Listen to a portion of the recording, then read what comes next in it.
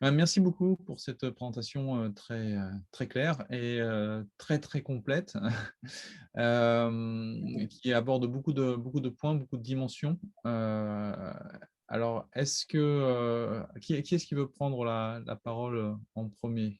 Oui, Catherine? Bon, bonjour Fred. Écoute, moi je trouve, très, très intéressante l'intervention que tu as. C'est la réflexion d'un prof mûr, j'ai envie de dire, mais c'est aussi la réflexion que, à mon avis, là, les 99 personnes que l'on est, on a.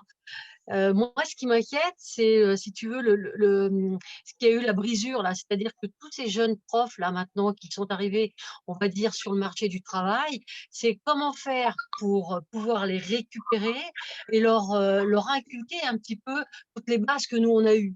Là, on est à peu près tous de la même génération, enfin j'espère, on est tous des jeunes là. Mais nous, on a eu cette culture que tu as dit, tu vois? Et c'est vrai, il y a eu à un moment donné cette cassure et donc aujourd'hui, tous ces jeunes profs qui sont en réalité sur le marché du travail, c'est-à-dire qu'ils font du judo pour travailler et non comme nous, du judo par passion. Comment, si tu veux, on pourrait faire pour pouvoir les coopter et les remettre un peu dans les rails comme on aurait aimé nous, tu vois? C'est cette problématique, moi, qui m'embête un peu. Parce que c'est vrai que tout ce que tu dis, l'école que l'on va créer, reformater, on va dire, reformater les professeurs parce que c'est ça qui n'existe plus. C'est comment on va faire, tu vois, pour pouvoir coopter ces profs qui sont rentrés sur le marché du travail et qui sont en réalité qui enseignent parce qu'ils ont besoin de vivre, tu vois? Ils font un travail parce qu'ils ont besoin de vivre. Donc tu vois, moi, c'est ça qui m'embête, c'est parce que maintenant il y a une empreinte de tous ces profs là qui sont partis un peu à droite à gauche et qui n'ont pas la culture que nous on a eue. Donc il va falloir les coopter. Alors la nouvelle génération qui arrive, je suis d'accord avec toi, mais c'est vrai que le statut du prof, il faut absolument le revoir, hein, parce que maintenant, c'est catastro le statut du prof est catastrophique. Bien sûr. Mais en fait, ils n'ont qu'une vision de ce qu'on leur a proposé. Maintenant, à nous de leur montrer ce qu'on veut proposer.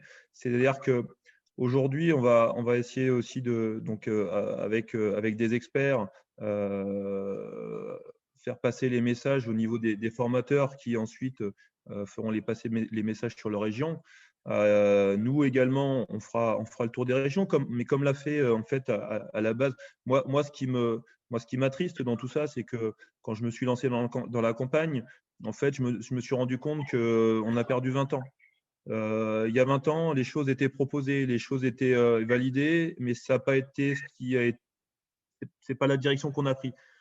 Donc, on a perdu 20 ans et c'est vrai que il faudra sans doute 15-20 ans pour récupérer tout ça. Maintenant, ce que je vous dis, c'est tous ensemble. Tu me dis, on est aujourd'hui 99, je sais pas, on est 100, mais même voilà, sur les 99, on est tous d'accord. Voilà, le message, il va vite passer. Donc, ça prendra du temps, il faudra qu'on le propose. Ça ne plaira pas forcément à tout le monde. En même temps, on force personne. Chacun prendra la voie qu'il décidera. Nous, on essaiera d'accompagner au mieux chaque enseignant en proposant, bien sûr, au niveau du statut de l'enseignant, en proposant des formations. Je pense que c'est important aujourd'hui de faire comprendre. Alors, on va sans doute reprendre l'idée des labels. Je pense que c'est les gens qui viennent en formation, il faut aussi voilà, les motiver. Mais c'est important que les gens, mais à tous les niveaux, hein, que ce soit sur les cadres techniques, enfin les conseillers techniques, pardon, euh, on se rend compte que les gens ne vont plus en formation. Donc il faut peut-être lever un petit peu le pied sur la pédale des compétitions. Là, on se rend compte, hein, dans la période, les gens ne sont jamais venus autant en formation. Ils prennent le temps parce qu'ils ont le temps. Donc voilà, il faut trouver un petit peu l'équilibre entre la pratique du club et de compétition et en même temps prendre soin des enseignants qui continuent à se former, qui soient valorisés, qui trouvent aussi les moyens de développer leur activité. Voilà, c'est un ensemble de choses. On y réfléchit, on y travaille, bien sûr. On est ouvert à toutes les propositions. Alors, c'est compliqué de prendre les 8000 ou les 9000 enseignants. On essaie de créer des groupes. Moi, j'ai mis en place, il y a des pilotes qui forment leur groupe on essaye d'avoir des personnes d'un peu toutes les régions, d'un peu toutes les tendances. On essaye de mixer garçons, filles, jiu-jitsu, kata. Enfin, voilà, on essaye d'avoir une vision globale, que personne ne soit mis de côté. Parce que le judo, c'est cette globalité qu'on doit enseigner à nos plus jeunes. Ce n'est pas juste l'aspect compétition. Donc, à nous de redonner aussi cette image. On va essayer de remettre au centre le randori dans la pratique, la manière de pratiquer, donner un autre discours. Hein. Ce que je te disais, c'est que jusque-là, les jeunes enseignants n'ont eu qu'un discours et qu'une vision. Maintenant, on va essayer de les raccrocher, de leur proposer en tout cas notre vision. Et puis, après, chacun, encore une fois, on ne va pas prendre non plus les gens par la main pour les attirer vers nous. Si ça ne leur convient pas, ça ne leur convient pas. Mais on va essayer quand même de rassembler un maximum de monde.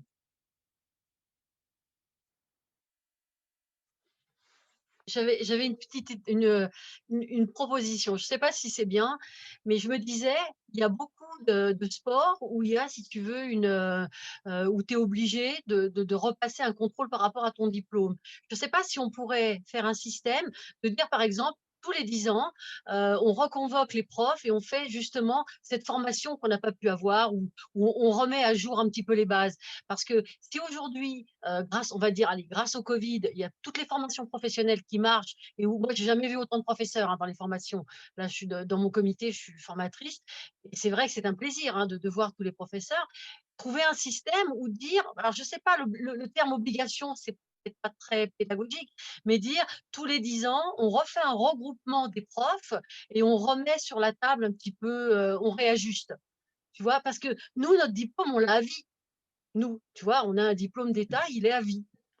Bien sûr. Mais alors, moi, obligé, encore une fois, nous, on a la disposition, j'ai envie de dire, des enseignants et des clubs. On n'est pas là pour imposer, mais notre rôle à nous, c'est d'inciter les gens à venir. Donc, encore une fois, c'est d'être bon dans les propositions qu'on peut faire pour que les gens viennent. C'est pas juste dire venez. Non, encore une fois, c'est l'attractivité qu'on va pouvoir donner. Et ça, c'est notre rôle à nous j'ai envie de dire, d'être bon pour inciter les gens à venir se former.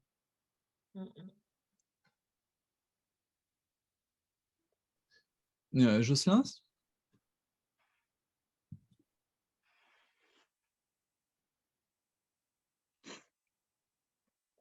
On ne t'entend pas, Jocelyn. Voilà. Oui, bonjour tout le monde. Bonjour Frédéric. Alors, tu as abordé une multitude de thématiques. Voilà, tu as tout balayé, il y a beaucoup de choses. Donc, moi, je vais juste me centrer sur les brevets d'État. Brevet d'État 1986, obligatoire pour pouvoir enseigner le judo. Quel était le profil des personnes que l'on trouvait? C'est le profil des personnes que l'on voit à l'écran ce soir, c'est-à-dire que des passionnés. On devenait professeur de judo parce qu'on était passionné, parce qu'on avait un prof qui nous avait marqué, parce qu'il y a des athlètes qui nous avaient marqué. Moi, actuellement, j'interviens au niveau des BPGEPS de façon générale. Demander à un BP actuellement quel est le prof qui t'a marqué, quel est le champion qui t'a marqué, voilà. Qu'est-ce qui fait que finalement tu te retrouves ici? Et c'est vrai qu'on est plutôt sur 50-50 ou 60-40. Voilà, donc cette passion qui nous animait, cette passion n'y est plus dedans. Enfin, elle y est beaucoup moins, disons. Beaucoup, beaucoup moins. Ça, c'est assez significatif. Ensuite, moi, je suis moi-même enseignant, mais enseignant dans l'éducation nationale aussi. Je pars du principe, et ça se vérifie, si vous voulez former quelqu'un pour qu'il soit bon dans le futur, pour qu'il reste, il faut donner les meilleurs profs aux plus jeunes et aux plus petits. Si vous voulez être fort en anglais, mettez un excellent prof d'anglais lorsque vous débutez l'anglais et vous serez toujours fort en anglais. Mettez un prof qui n'est pas bon en anglais dès votre cursus scolaire, vous aurez toujours des difficultés en anglais. Ce qui est vrai pour cet exemple très facile que je donne pour tout le monde, l'est aussi pour le judo. Les gens qui sont des félins sur le tapis, les gens qui sont très forts sur le tapis, ont eu de façon générale de très bons enseignants dès le départ. Voilà. Et malheureusement, donc je reviens en 1986, petit à petit, il a fallu adapter l'enseignement à des petits clubs. Donc on a fait des CFEB Mais il y en a de très bien des CFEB. La critique n'est pas là-dedans. Donc, on a adapté beaucoup de choses. Et en adaptant, je pense qu'on a perdu sur notre puissance pédagogique. Voilà, cette puissance pédagogique, me semble-t-il, on a beaucoup perdu. Ensuite, qu'est-ce qu'on constate actuellement? Que nos enseignants sont taillables. Taillables et corvéables, c'est leur métier, ils l'ont choisi. Mais tu le faisais remarquer, ils n'ont quasiment pas de week-end libre dans l'année. C'est très compliqué pour eux de pouvoir s'inscrire sur des formations. Et ce sont des gens qui sont très peu rémunérés. Donc, la plupart des profs sont payés au SMIC. Alors, au niveau de l'emploi, par rapport aux tarifs que l'on applique, pour payer un prof à peu près au SMIC, il faut à peu près réunir 250-300 judokas. Voilà, c'est pas n'importe quoi quand on sait que la moyenne des clubs en France est de 60-80 judokas dans les clubs. Donc, 300 judokas avec les tarifs qu'on applique de façon générale pour payer un prof au SMIC, c'est vrai que ça n'encourage pas, je veux dire, en termes de perspective de travail, ça reste quand même compliqué. L'idée que tu as émise, Frédéric, mérite, me semble-t-il, d'être mis sur le tapis, à savoir que peut-être en fonction du nombre de licenciés ou autre, c'est vrai que l'on pourrait peut-être, la fédération pourrait dans une moindre mesure participer peut-être au financement du professeur. Voilà. Tu parlais des cadres techniques, par exemple. Est-ce que vous savez les heures supplémentaires que font les cadres techniques actuellement en France quand ils sont payés au SMIC? C'est un truc d'effarant. C'est effarant. Alors, il y a des gens, quand on est cadre technique, ceux-là ont la passion. Ils ont la passion, mais par contre, avec des salaires qui sont très modestes. Et ça pose un véritable problème, quoi. Ça, c'est un véritable problème. C'est un véritable frein. Bon, voilà, après, je ne vais pas monopoliser la parole. C'était juste donner des éléments. Mais payer un prof, c'est 300 licenciés à peu près, quoi, si on veut être à peu près à l'aise. Donc, ça devient très compliqué. D'après le sondage, on est plutôt entre 200 et 250. Oui. Voilà. Mais bon, mais encore une fois, c'est à vouloir créer de la licence. On a créé des petits clubs, on a dissous un petit peu tout. Avant, on avait des structures qui étaient plus importantes et il y avait un club, un prof. Aujourd'hui, on a 3 petits clubs et en fait, il y a 3 personnes qu'on ne peut pas payer.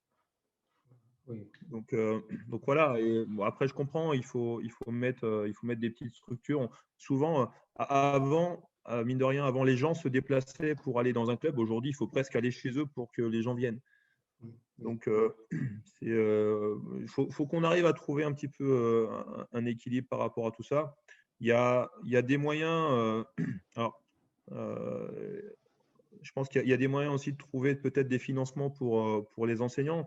Les enseignants, ils travaillent essentiellement les cours mercredi, samedi ou le soir. Il y a des périodes où on peut peut-être trouver des activités sur d'autres structures en complément, mais tout en restant dans l'activité, bien sûr, judo. Et je terminerai juste pour dire que d'avoir mis ce soir ces problématiques sur le tapis, sur le tatami, je pourrais dire, c'est vraiment très bien parce que ça nous permettra de réfléchir et d'essayer peut-être de rectifier certaines choses et surtout de les faire évoluer, quoi.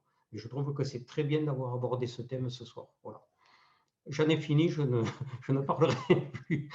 J'ai bien occupé le temps. Merci beaucoup. Merci, Jocelyn. Merci, Jocelyn. Jean-Pierre, et ensuite, il y aura Laurent qui demande la parole dans le chat. Et...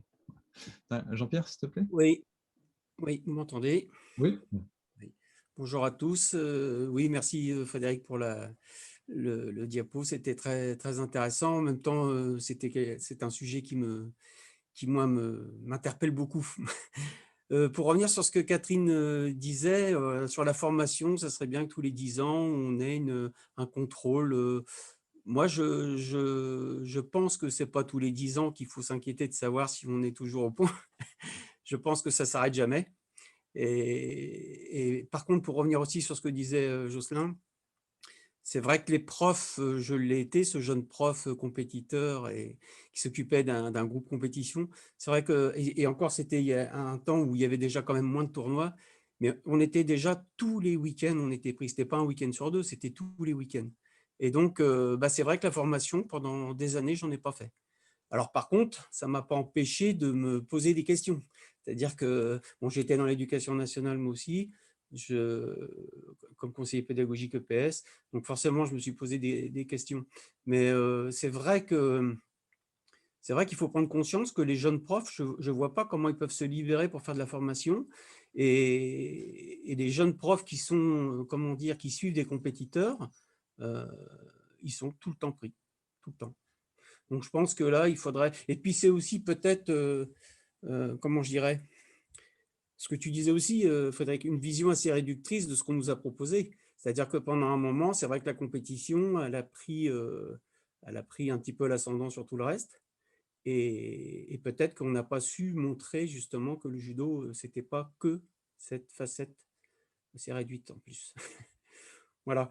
Donc, simplement pour dire ça, voilà. Et puis, quand on dit aussi que la formation, c'était mieux avant que maintenant, là, moi, je ne serais pas aussi affirmatif. Je pense qu'il y a de très bons formateurs et qui se fait des choses très bien en pôle.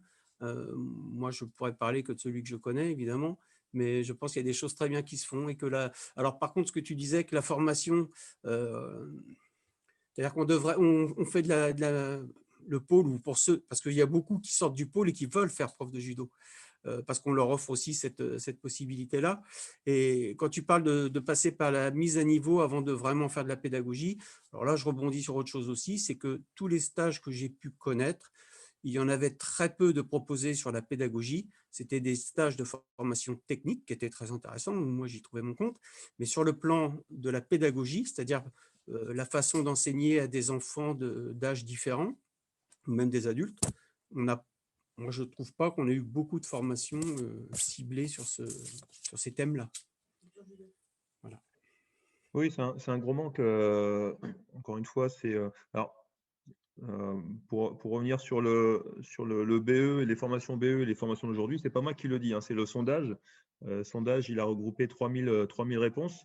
Voilà, et en plus, il y avait quand même une quantité importante d'anciens, donc de brevets d'État, et qui nous disent qu'avant, c'était mieux. Voilà. Enfin, en tout cas, ils se sentaient mieux formés. Ils se sentaient mieux formés. Alors, pas tant dans la qualité de la formation et des formateurs. En fait, c'est surtout parce que le nombre d'heures de formation était plus important.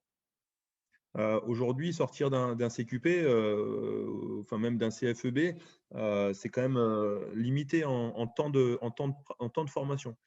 Oui, Donc voilà, c'est aussi redonner un volume, et encore une fois, c'est tout ce qu'on va donner dedans. C'est-à-dire qu'aujourd'hui, le souci dans les formations, c'est qu'il n'y a plus d'anatomie, il n'y a plus de physiologie, donc il n'y a plus de culture. La pédagogie, c'est presque le retour qu'on a le plus souvent, c'est un manque de pédagogie. Donc en fait, on enseigne le kata, mais on n'enseigne pas comment l'enseigner. Donc, c'est voilà, le corps du métier, ça reste quand même l'enseignement. Donc, c'est la méthode, comment on apprend à donner aux autres. Et aujourd'hui, c'est pas ce qui est donné. En tout cas, c'est pas ce qui ressort du sondage. Voilà. Donc, peut-être qu'on se trompe aussi un petit peu dans ce qu'on propose dans les formations. Alors, juste si je peux finir, pour moi, il faudrait comparer ce qui est comparable, c'est-à-dire que le brevet d'État qu'on avait avant, ce n'est pas le CFEB ni même le CQP. Donc, il faudrait comparer ce qui est comparable. À formation équivalente, je ne suis pas sûr que ça soit moins bon maintenant. C'est un peu le problème des vieux de penser que c'était toujours mieux avant, je trouve. J'en parle forcément facilement parce que je suis plus jeune. En tout cas, ils se sentaient mieux préparés pour être enseignants. C'est pas moi qui le dis. C'est pas moi qui le dis, c'est le sondage. Mais la vie a évolué, fait que ça, Catherine l'a dit aussi, c'est que maintenant il y en a beaucoup qui font ça pour gagner leur vie. Et en plus, c'est un marché de dupes parce que pour gagner sa vie en étant prof de judo, Jocelyn l'a rappelé, il faut déjà avoir des grosses structures. Donc c'est vrai que c'est un peu le marché de dupes. Si avant on voulait faire prof de judo, je pense à mon époque, c'est vraiment parce qu'on aimait ça et c'était pas pour gagner notre vie avec le judo parce qu'on savait déjà que ce serait un peu difficile. Étonnamment, justement pour le CQP, en fait, il en ressort que les gens viennent pas pour enseigner, en fait, ils viennent pour apprendre, pour leur culture personnelle, en fait. qui est un petit peu en contradiction avec du coup la valeur du diplôme. Mais voilà, c'est que en fait, ce que les gens recherchent, c'est pas forcément toujours à être enseignant, quoi. Alors, donc il y a Laurent qui va prendre la parole, ensuite Alain, ensuite Frédéric Dambach. Alors, juste avant Laurent, le chat est très actif, hein, il y a beaucoup de choses dans la conversation, donc c'est très bien, mais n'hésitez pas aussi à prendre la parole, donc à alimenter la parole générale. Laurent? Oui, bonsoir. Bonsoir à tous. Encore merci pour ce message, parce que c'est extrêmement agréable d'entendre une positive attitude, quelque chose vraiment de sincère et tout. Ravi d'avoir suivi ce petit moment. Et en même temps, ça fait maintenant 2 ou 3 semaines, je suis sur un groupe pour travailler sur… Alors, j'allais dire baby judo, mais on ne doit plus le dire, donc je vais dire éveil judo. Et je m'aperçois de quelque chose, c'est qu'on peut appeler notre fédération la fédération régionale du judo français. Ça veut dire que dans chaque coin, il y a un petit groupe qui s'est créé, enfin un petit groupe, non, des grandes structures. Et je découvre des choses en parlant avec vous, en fait, puisque vous êtes plutôt de l'Occitanie. Et je m'aperçois que j'ai l'impression que je ne fais pas le même judo. Alors, j'avais proposé il y a quelque temps une émission télé, en rigolant bien sûr, dans le style « On a échangé nos dojos ». Mais moi, je serais ravi de participer à des cours dans une autre région pour voir comment ça fonctionne. En tant qu'enseignant, hein, jusqu'à présent, vous vous demandiez si on pouvait vivre du judo. Je vis que du judo. Je suis éducateur sportif en milieu rural. Alors, en effet, ça fait 300 licenciés, enfin un peu plus de 300 sur 3 clubs. Ça me prend du lundi au samedi, en intervenant dans les écoles et tout. Mais voilà, ça, c'est mon métier. Et à l'heure actuelle, je me dis, mince, je n'ai pas eu le temps de préparer mes grades. C'est bien dommage, je le regrette, parce que physiquement, ça commence à devenir dur. Mince, je n'ai pas eu le temps de voir un autre judo. Alors, depuis quelque temps, je me libère. Et je me dis, voilà, pendant les vacances de la Toussaint, je vais à Gérardmer. Moi, j'aimerais bien aller ailleurs aussi pour découvrir une autre forme de judo, d'autres façons de faire, voyez-vous. Ça, je trouve que… Voilà, Je pense que c'est un souhait, et je crois que je n'étais pas le seul. Je crois que je ne suis pas le seul dans cet esprit-là. Parce qu'on n'a pas eu… par exemple, dans mon coin, il y a 2-3 enseignants qui ont formé plein d'enseignants. Donc, la base, elle est là. Tous la même idée, le même concept. Tu es d'où, Laurent? Je suis de Metz, enfin entre Metz et Thionville, Hennery. C'est un petit village d'irréductibles gaulois, avec un autre petit village et encore un autre petit village. Mais on découvre des choses à chaque fois, c'est formidable. Mais en allant à Gérardmer il y a 3 ou 4 ans, j'ai rencontré un éducateur qui était du coin, un de chez vous. Mais en 3 minutes, j'avais l'impression que c'était un truc nouveau, quoi. Vous voyez, donc je pense qu'il faut vraiment qu'on puisse se mélanger régulièrement. Et Voilà, c'est un peu compliqué en ce moment. pardon, alors, je suis d'accord. Mais il va falloir qu'on y pense. Je prends un autre exemple, je vois Patrick Bigot qui est sur mon écran. Et comment ça se fait que je suis obligé de regarder ses vidéos en ligne, quoi? Alors que j'aimerais tellement pouvoir participer, aller là-bas, me dire, bah, allez, on va faire un tour là-bas, on va échanger. André Parent, formidable en kata. Voilà, alors il est de mon coin, ça tombe bien, mais Et qu'est-ce qui t'en empêche aujourd'hui? ce qui m'en empêche, c'est déjà le contact. Je vous assure que ce contact-là n'est pas facile, hein, au sein de notre fédé, hein. Dans notre coin, on peut se connaître, on discute ensemble, sortir d'une région ou d'un département, c'est pas facile, ce n'est pas facile. Le judo, ça va être une grande famille. Ouais, bah, c'est pas si facile que ça, hein. Quand on se retrouve au Dôme de Paris, enfin en dessous à Villebon ou ailleurs, ça ne donne pas le temps d'avoir des contacts. Vous voyez, donc, Ouais. moi, j'aimerais bien qu'il y ait peut-être plus de rencontres avec d'autres éducateurs, mais surtout des autres grandes régions pour que ça devienne une fédération française et pas régionale. Ouais. Ouais, j'entends bien. Après, je suis surpris parce qu'il existe beaucoup de stages et de formations. Voilà. Après, enfin, pour moi, c'est une question de volonté. Il y a des choses qui. Alors, on va essayer aussi de développer. Nous, on va essayer aussi d'aller à la rencontre des régions. Donc, on va aussi faire l'effort de nous déplacer. Mais après, enfin, moi, tu vois, j'interviens, je vais au stage de Montpellier où je croise énormément d'enseignants de diverses régions. Enfin, dans les quatre coins de la France, je vois Jean-Claude Ferrier, je vais sur Frontignan, il y a un stage où on regroupe, pareil, quand il y a Hiroshika Tanishi, ça regroupe, enfin, les gens se déplacent, vont chercher. Donc, pour moi, c'est déjà quelque chose qui existe. Maintenant, on peut bien sûr multiplier les choses. Il y y avait un stage d'enseignant, de formateur qui était sur Boulouris. Bon, il s'était déplacé aussi à Gérardmer, il existait.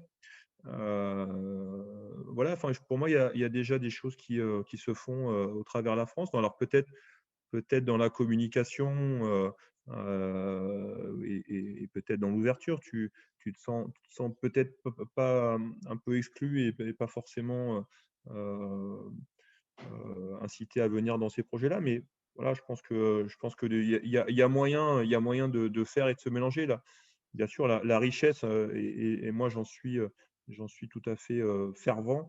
La richesse, c'est l'échange et le partage, et on doit, que ce soit dans l'Est, dans le Sud, dans l'Ouest, voilà, dans chaque région de France, on doit pouvoir se retrouver, échanger, partager nos expériences. Justement, c'est cette mise en commun qui va nous faire avancer plus vite. C'est ce que je disais tout au début, je ne comprends pas que ça reste intime dans les régions, que on a une richesse énorme, infinie de gens qui pratiquent très bien le judo. On ne sait pas s'en servir, on ne la partage pas. Voilà, puis bon, mine de rien, il y a aussi des moyens technologiques aujourd'hui qui le permettent. Donc, on avait une réflexion aussi, Fred Dambach avait aussi cette réflexion, c'est de faire un stage éventuellement sur l'Institut du judo qui pourrait être mis en ligne et qu'on fasse tous au même moment la même chose. Enfin voilà, c'est des choses qu'on peut aussi développer. Mais voilà, bien sûr, je suis tout à fait pour les échanges. Mais pour ça, pour moi, c'est plus une question de temps, bien sûr, que de volonté. C'est voilà, le temps qui est imparti pour chacun est forcément réduit. L'ouverture des grandes régions, pour moi, a mis de la difficulté dans tout ça. Donc, il faut aussi qu'on retrouve un petit peu de proximité dans nos échanges. Arrêter de faire 3 heures de route pour aller à une compétition et 3 heures pour revenir. Voilà, ça doit arriver pour un niveau national, mais ça ne doit pas arriver pour un niveau, pour moi, de demi-finale qui n'a ni queue ni tête. Alors, je suis d'accord, oui, complètement d'accord. Et là, tu vois, rien qu'en parlant de ça, je vais déjà aller en Corse. Ouais. Donc, avis aux autres, hein, mais je vais déjà aller en Corse. Donc, je suis très ravi. Enfin, je suis vraiment content, de tous les cas, de cet enthousiasme. Mais tu vois, Merci après, beaucoup. c'est ce que je disais, il y a aussi un organisme là. Enfin, moi, je souhaiterais qu'il y ait un groupement d'enseignants voilà, qui se mettent ensemble et qui réfléchissent ensemble et voilà, qui ait un échange, qui ait une volonté de communiquer, qui se regroupent. Enfin, voilà, faut aussi donner l'avis et un certain pouvoir de réflexion aux enseignants. C'est encore une fois, enfin, la fédération est un outil et on est là pour aider, pour accompagner. Donc, à vous de faire des propositions. Et puis, encore une fois, on essaiera de prendre la majorité. S'il y a une majorité qui se dégage, c'est qu'il y a une volonté. Donc, à partir du moment où il y a une volonté, on va essayer de la mettre en place. Super. Je suis partant pour les 15 prochaines années. Moi aussi. Merci Laurent. Alain?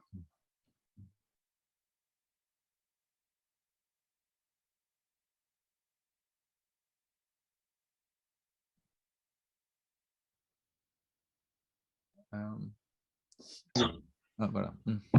Vous pouvez pas brancher.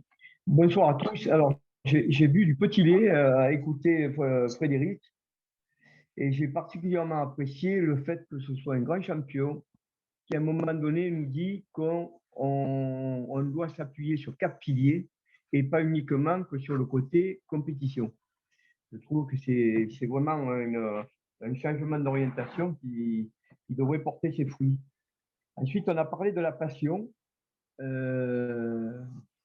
C'est vrai que peut-être les jeunes n'ont plus la passion qu'on pouvait avoir à une certaine époque. Mais je dirais, c'est difficile d'être passionné.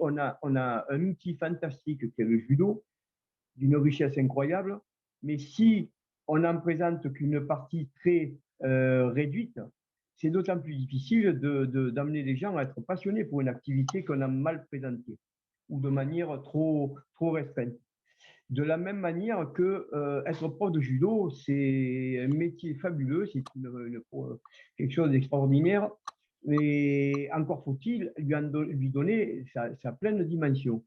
Et je crois que, je vais prendre l'exemple de l'enseignement, les gens s'investissent peut-être moins dans l'enseignement, entre autres parce que c'est le seul domaine où il n'y a pas de progression. Quand quelqu'un passe son CQP, comme on l'a dit tout à l'heure, le gars peut faire toute sa carrière avec simplement son CQP. Il va suivre des stages de formation continue ou pas, mais il n'y a pas d'évolution. Il y a tous les domaines où on touche en judo, comme que ce soit l'arbitrage, la compétition, etc. On a une progression au niveau départemental, régional, national, international, etc. Dans l'enseignement, le jour où on a le CQP, on a le bâton de maréchal, et si on n'est pas soi-même incité à évoluer, on n'est pas porté par une progression dans l'enseignement. Bonsoir à tous. Bonsoir, je ne sais pas qui c'est. Voilà, et je trouve que c'est dans la perspective d'évolution des enseignants. Après, le problème de l'enseignement et de sa rémunération, ça vient, c'est très bien, mais la plupart du temps, les gens qui se sont engagés pour être prof de judo, ils ne l'ont pas fait avec la volonté d'avoir vraiment une progression. Judo pas, je te baisse ta mère. Voilà, donc pour résumer ce que je dis, c'est je pense qu'il faudrait qu'on envisage de voir Il y a des marchés dans le chat. Voilà, je passe la parole, je sais pas qui c'est qui intervenait. Voilà. Non, Fred, là, c'est des jeunes qui s'amusent. Vu que la connexion est disponible pour tout le monde, là, il y en a certains qui s'amusent pour faire un peu les glands. Ouais. Donc, je ne sais pas si on peut les supprimer ou pas, ces gens-là, mais je ne sais pas si c'est possible de retirer. C'est fait, j'ai supprimé les personnes. Ouais, nickel. Oui, du coup, un peu perdu le fil. Mais bien sûr, alors, le CQP, je pense, a aussi d'évaluer aussi le diplôme d'enseignant. Pour moi, alors, dans les textes, comme il est écrit, j'ai envie de dire que c'est un passage vers qui doit permettre, mais comme le CFEB, alors après, le CFEB, ça ne doit pas être une finalité. C'est-à-dire que c'est mettre le pied et pour moi, dans le temps assez court, permettre aux gens de passer un diplôme d'enseignant. Donc, tout ce qui est, pour moi, en avant du BP, doit permettre d'accéder au BP. C'est-à-dire que dans l'évolution et même dans quand on a des CFEB qui passent 10-15 ans à rester CFEB, on doit aussi pouvoir valider peut-être des acquis et permettre d'évoluer pour avoir une vraie certification. Voilà, mais encore une fois, là, on a toujours essayé, pour moi, on a tiré vers le bas, on a mis des choses qui rabaissaient le niveau. On doit maintenant essayer de faire en sorte d'aller vers l'excellence. C'est l'excellence qui va nous permettre de rebondir, c'est l'excellence qui va nous permettre de former des meilleurs judokas.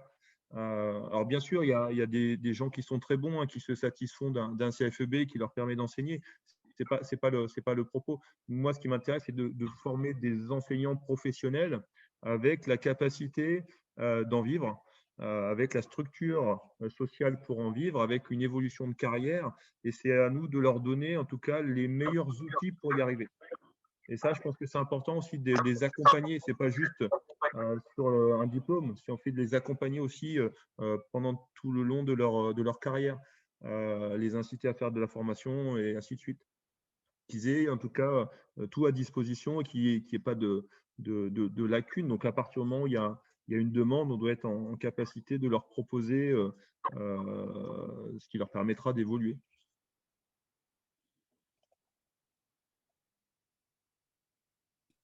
Merci. Fredo? Oui, bonsoir. Vous m'entendez? Bonsoir. Ouais, il y a un peu d'écho. Ouais. Oui. En fait, il y a tellement de sujets qui ont été abordés que c'est tellement riche. J'ai envie de parler de tout, mais bien sûr, je vais essayer de ne pas monopoliser non plus. Je vais revenir sur ce qu'Alain vient de dire.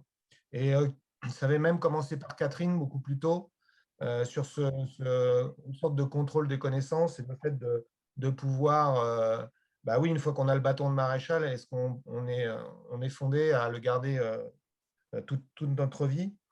Moi, j'ai envie de dire aussi, ce qui m'étonne quelque part quand on réfléchit, c'est qu'on a des grades qui matérialisent notre progression en tant que spécialiste du judo, mais pas de grades qui matérialisent notre progression en tant que professeur. C'est-à-dire qu'aujourd'hui, si on rentre dans ma salle, à part le fait que j'ai une ceinture de garde-barrière et puis que j'ai les cheveux un peu argentés, on ne peut pas me distinguer. On ne sait pas qui est le professeur. Et lorsqu'on rentre dans une salle lambda, j'ai envie de dire, le professeur, c'est la ceinture noire. Eh bien non, la professeure, ce n'est pas la ceinture noire, c'est un professeur. C'est quelqu'un qui a eu une formation et qui peut-être enseigne depuis 20, 30 ou 40 ans. Dans le sondage, on voit qu'il y a la plupart, plus de 25% des gens sont professeurs depuis plus de 30 ans. Je trouve dommage qu'il n'ait pas une certaine reconnaissance, de reconnaissance dans tous les sens du terme, reconnaissance, j'ai envie de dire, bien sûr institutionnelle et bien sûr morale, mais également visible quelque part. On devrait pouvoir, il me semble, matérialiser cela. Il y a eu des labels pendant un moment. Ça serait peut-être le moment de les remettre au goût du jour pour matérialiser cette compétence dans l'enseignement. Et c'est effectivement ce que montre aussi l'enquête, c'est qu'en fait, bien malheureusement, on est obligé, lorsque les jeunes arrivent en formation, quelque part de leur apprendre le judo, alors qu'ils ne sont pas là pour ça. Et ils viennent pour ça. Ils viennent pour apprendre le judo. C'est un petit peu aussi pour répondre à Jean-Pierre qui évoquait le niveau des formations. Le problème, c'est que si les gens viennent pour apprendre le judo, c'est très bien, c'est louable. Mais le problème, c'est qu'ils auraient dû arriver avec le judo. Et puis après, on réfléchit comment enseigner le judo. On ne vient pas en formation pour apprendre le kata. On vient en formation pour apprendre comment enseigner le kata. C'est complètement différent. Donc, à partir de ce moment-là, effectivement, la question se pose, par exemple, au niveau des formations, est-ce qu'on ne pourrait pas faire une préparation? Les classes, il y a bien des classes prépa. Et puis, j'ai envie de dire, quand on est judoka, en fait, on est tout le temps en préparation, puisqu'on ne devrait pas pouvoir arriver au bout de 2-3 ans de judo, à se présenter pour pouvoir devenir professeur. Ça me paraîtrait déjà extrêmement important de contrôler à l'entrée ce qui se passe. Bien sûr, pendant, mais aussi à l'entrée. Je vais changer de sujet. Ce que vient de dire Laurent de Metz, du côté de Metz, alors j'ai envie de lui dire, Laurent, bienvenue, tu peux venir chez moi, il n'y a pas de souci. Tu viens à la maison, on prend rendez-vous, tu viens à la maison, puis comme ça, tu viendras dans mon dojo, si j'ai un dojo après le Covid, ça c'est autre chose. Mais la contrepartie, bien sûr, c'est que moi, je viens chez toi. Et puis moi, je mange et je bois bien. Mais toi, tu peux venir chez moi. Et puis, je t'invite aussi au stage de Sarreguemines qui a lieu tous les ans à Metz avec mon ami Daniel Lett. Et ce n'est pas très loin de chez toi, donc je suis sûr que tu seras là la prochaine fois. Une petite intervention aussi sur le niveau de salaire. Le niveau de salaire, moi, j'ai participé, bien entendu, très, très activement à l'élaboration de cette enquête et j'ai un petit peu regardé à droite et à gauche. Alors, effectivement, aujourd'hui, un prof, c'est 250 licenciés. Mais pourquoi? Parce que, comme le disait, je ne sais plus qui parlait de ça, c'est 100 € la cotisation. Bah oui, mais ce n'est pas normal que ça soit 100 € la cotisation. C'est ça. Le problème, il est essentiellement là. Et c'est 100 € la cotisation parce qu'on estime que ça ne vaut pas plus. Alors, soit nous-mêmes, on se sous-évalue, soit on nous met dans l'esprit, et on met dans l'esprit des parents que 100 €, ben oui, c'est très bien 100 € et ça ne vaut pas plus. Alors que professeur de judo, ça vaut beaucoup plus. C'est ça qu'il faut arriver à faire passer aussi à nos professeurs. Lorsqu'on est professeur de mathématiques, 100 €, on ne paye pas un professeur de mathématiques 100 €. Mais il est professeur. Il n'est pas animateur de mathématiques. Il n'est pas coach de mathématiques. Non, ça n'existe pas. Donc, si on revalorise et qu'on parle véritablement d'un professeur, un professeur, ça vaut beaucoup d'argent. Un professeur qui éduque, qui élève, qui fait une éducation physique, intellectuelle et morale, ça n'a pas de prix. Ça peut être payé. Une adhésion, ça peut valoir 200, 300, 400, 500. Moi, je connais des clubs à Paris où j'enseigne où la cotisation est à 500 €. Alors, vous allez me dire, oui, mais c'est Paris. Eh bien non, ce n'est pas Paris. Ce n'est pas Paris parce que ce n'est pas 5 fois plus cher à Paris. On ne gagne pas 5 fois plus qu'on gagne à Marseille. Ce n'est pas du tout le même discours qui est fait. Et je dirais, pour consolider mes propos, que lorsqu'on regarde le professeur de danse, l'INSEE, vous regardez l'INSEE professeur de danse, salaire brut moyen, 3 100 €. Vous regardez le BPGEPS professeur de danse, c'est un copier-coller du BPGEPS judo. Comment ça se fait qu'en ayant le même BPGEPS, on soit payé 2 fois plus cher lorsqu'on est professeur de danse? C'est une question voilà, que je pose. Et enfin, je finirai sur l'exemplarité. Il y a quelqu'un qui parlait de l'exemplarité, d'avoir les meilleurs professeurs pour les plus jeunes. Ça, c'est quelque chose que moi, je trouve absolument fondamental. Je suis tout à fait d'accord avec vous. Lorsqu'on va au Japon, on est surpris de s'apercevoir qu'en fait, on voit des 5, des 6e dan, ils sont tous blancs et rouges, et ils s'occupent des gamins. On se dit, bah, c'est peut-être parce qu'ils ne bougent pas beaucoup. Et donc, les enfants, c'est plus facile pour eux. Mais je pense qu'aussi derrière, c'est parce qu'on se dit qu'il faut effectivement l'excellence pour enseigner aux plus jeunes. Et moi, personnellement, je finirai avec ça, je regarde bien Top Chef. J'aime bien Top Chef parce que je pense au judo quand je regarde Top Chef. Quand je regarde des jeunes qui arrivent et qui ont 18 ans, 19 ans, et qui font des trucs dingues en cuisine, et quand on se penche un peu sur leur parcours, ils n'étaient pas dans une pizzeria à faire des crêpes. Hein. Les gars, ils étaient auprès des meilleurs depuis toujours.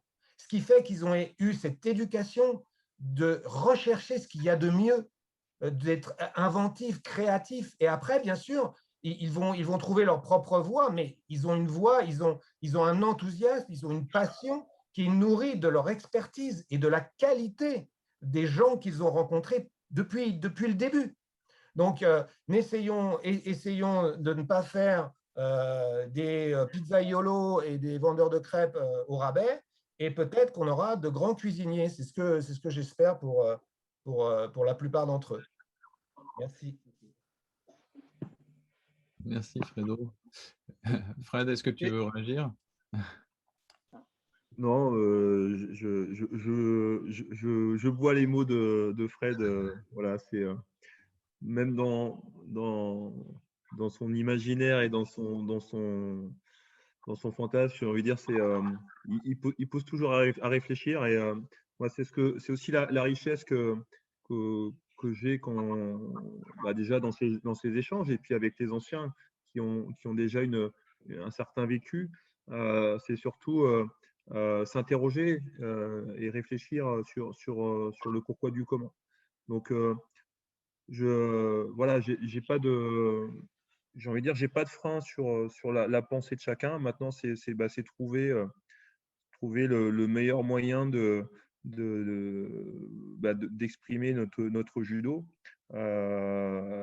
voilà, j'entends tout à fait et j'aime échanger avec Fred. De temps en temps, il met les pensées du soir. C'est quelqu'un qui réfléchit beaucoup et c'est vrai que ça interroge toujours beaucoup. Voilà, et je l'adore. Et tu viens de le mettre dans le groupe des anciens quand même. Hein. En même temps, il est ancien. Hein. Alors, Flandre judo.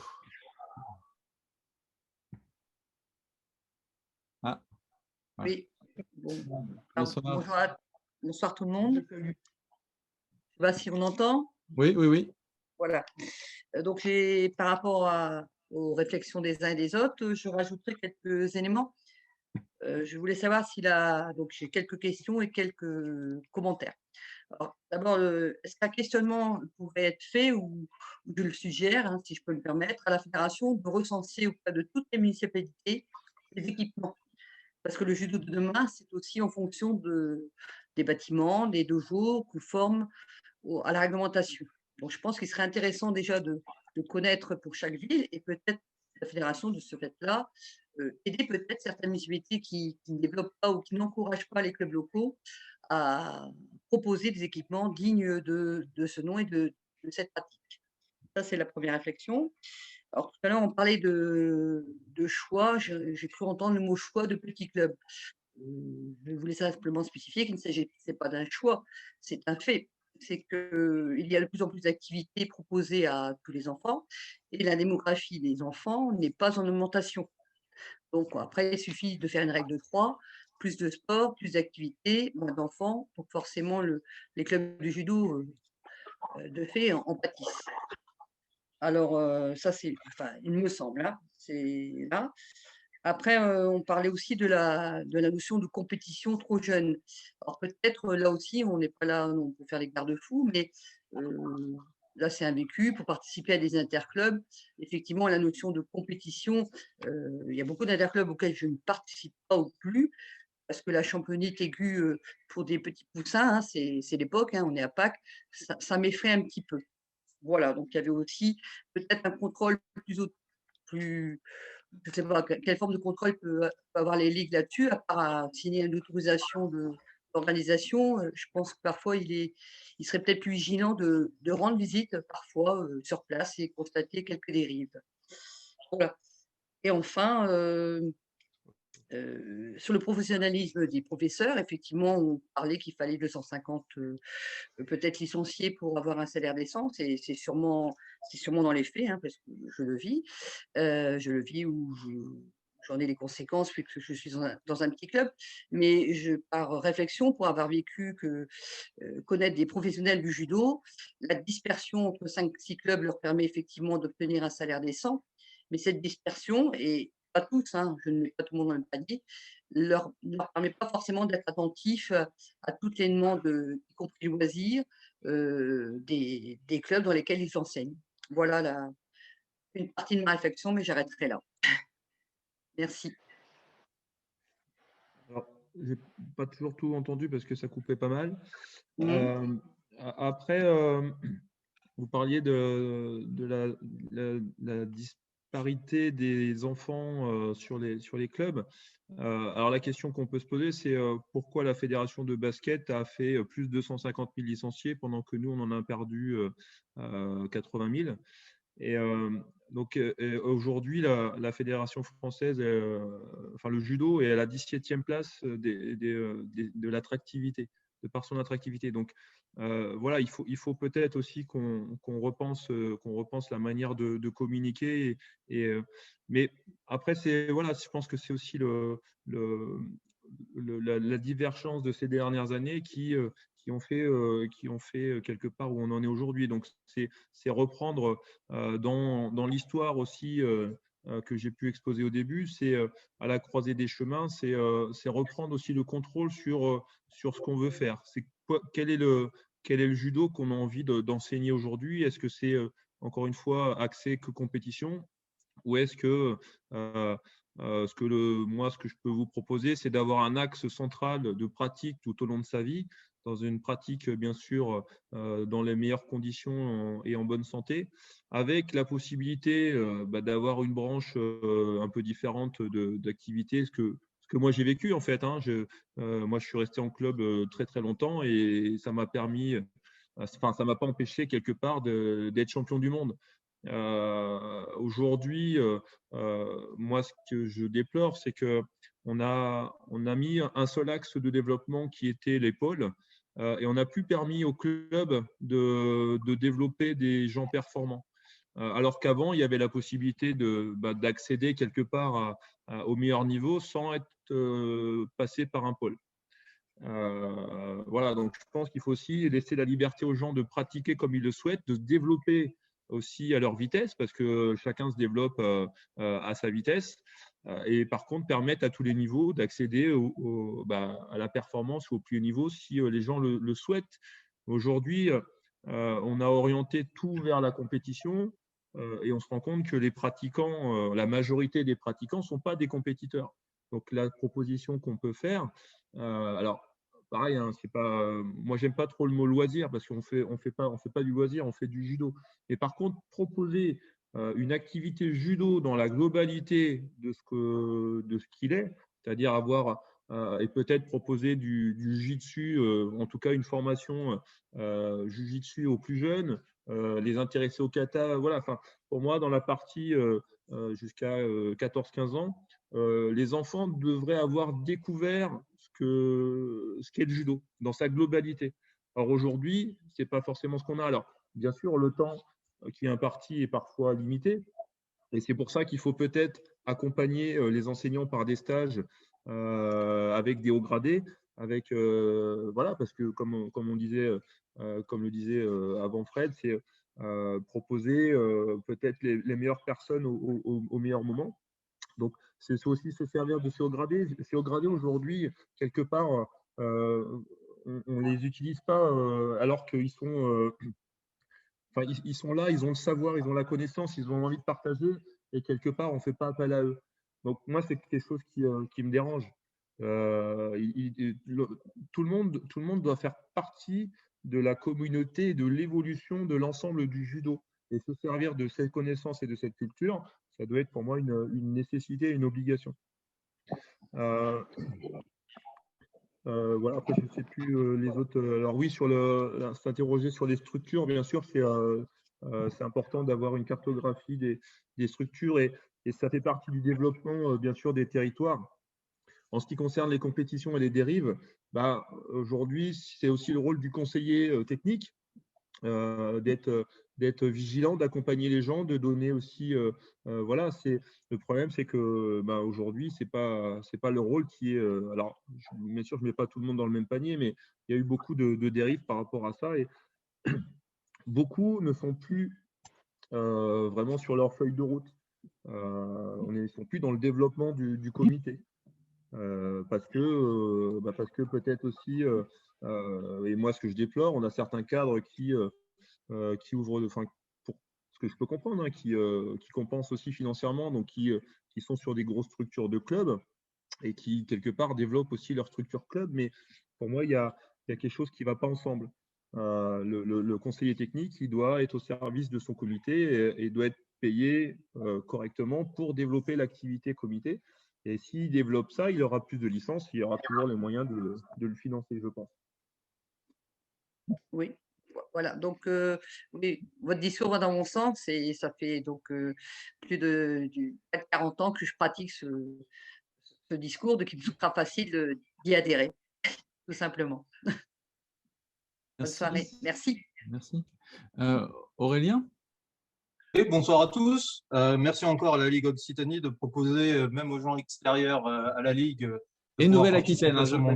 Et Nouvelle-Aquitaine, autant pour moi, vous avez raison de préciser. Beaucoup de choses ont été abordées, je trouvais ça très intéressant. Merci à M. Demonfond pour sa présentation. Moi, j'aimerais me refocaliser sur la partie diplôme et formation. J'ai entendu dire beaucoup de gens qui disent oui, le BGEPS, c'est moins bien que le BE ou le CQP, c'est moins bien que le BGEPS, il y a moins de sélection, il faudrait plus de sélection. Il y a eu beaucoup de choses qui ont été apportées dedans. Il y a aussi des propos qui ont été dits qui sont la passion, l'échange, la proximité. Alors, je vais parler de mon cas. Je ne dis pas que mon cas est représentatif du monde entier. Je ne dis pas qu'il a valeur sur tout, mais en tout cas, je pense que pour moi, il peut apporter quelques raisonnements et une piste de développement pour le futur. Je fais partie de l'avant-dernière promotion des brevets d'État. J'ai 34 ans, je l'ai passé il y a à peu près 11 ans. Effectivement, en termes de pédagogie, nous avions une formation de base, tout était agréable. J'entends dire dernièrement que le BGEPS a une qualité qui est moindre et qu'il faudrait remettre de la sélection. Je ne suis pas forcément d'accord avec ce principe. Premièrement, parce que ce soit CQP, BGEPS, DGEPS ou DPGEPS, ce sont les mêmes formateurs qui donnent les mêmes formations aux mêmes endroits.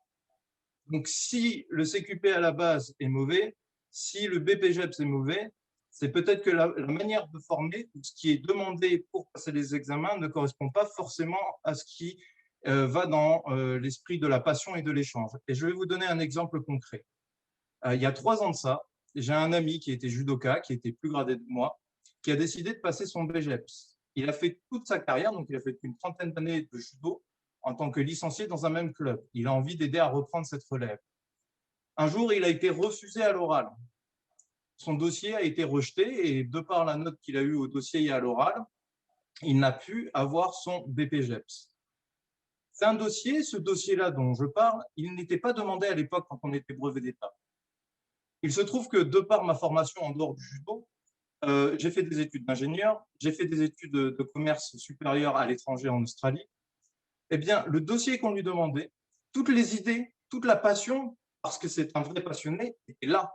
Techniquement, et je peux même le dire sans difficulté, il a des compétences techniques qui sont supérieures aux miennes, et pourtant, il a été refusé à un BPGEPS, alors que moi, j'ai eu un brevet d'État.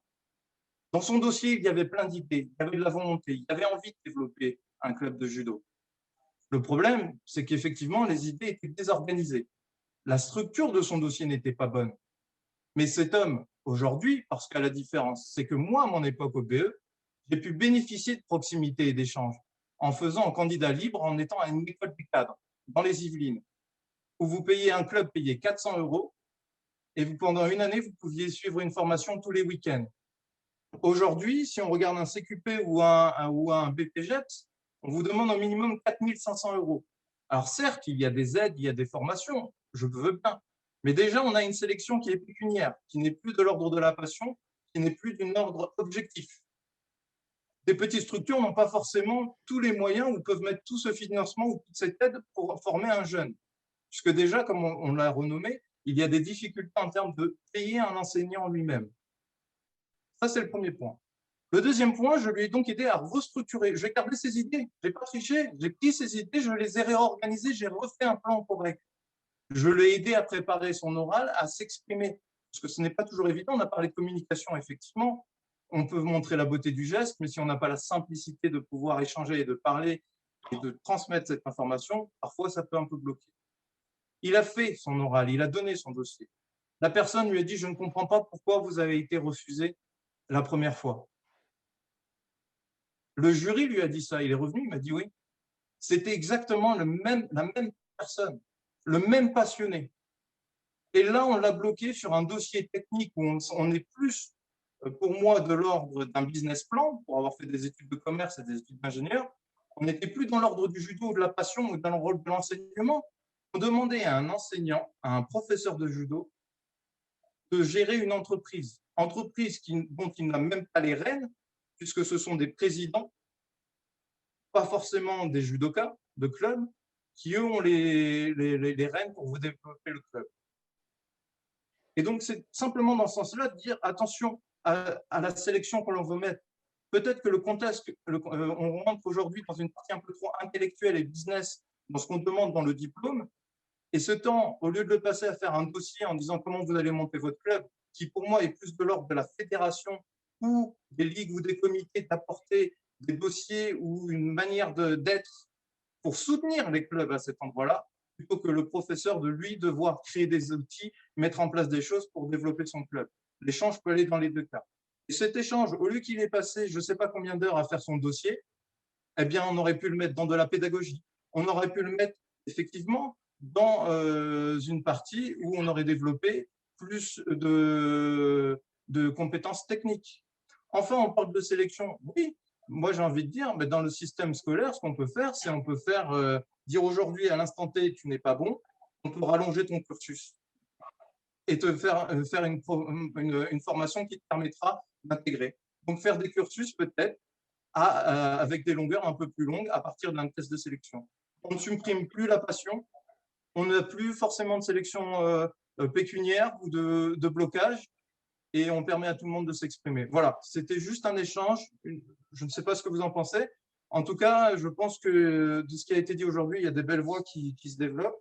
Et enfin, c'est ça, en termes de passion et de proximité, c'est peut-être aussi redécentraliser. Parce que moi, j'ai entendu dire ces derniers temps que l'école des cadres n'était plus possible au niveau d'un comité ou d'une ligue.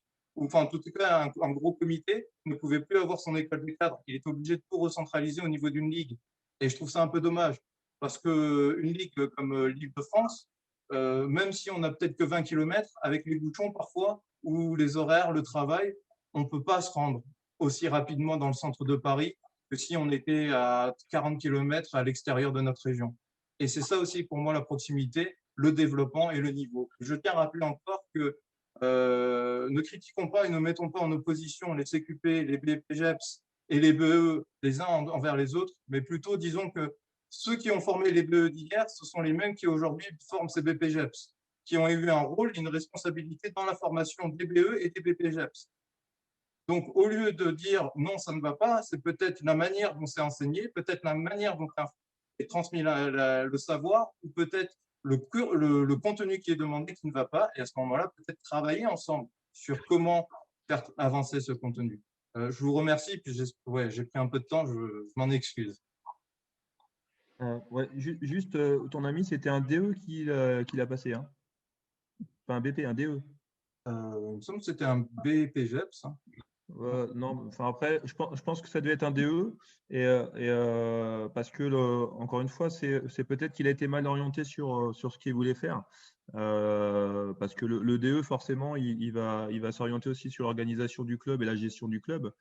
Ce qui n'est pas le cas pour le BP où là c'est un autre niveau. Donc je pense qu'il y a aussi faire attention sur le diplôme qui est proposé. Enfin, à mon avis, pour ce qu'il voulait faire, le BP suffisait largement et il se serait sans doute mieux retrouvé.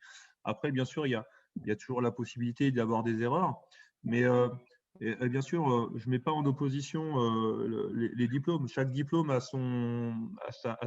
sa qualité et ses défauts. Aujourd'hui, c'est le contenu qui n'est pas forcément en relation avec les attentes. Moi, je démords pas, encore une fois, que le niveau d'entrée, comme le disait Fred, il est important, puisque c'est compliqué de proposer un enseignement à des gens qui n'ont pas le niveau.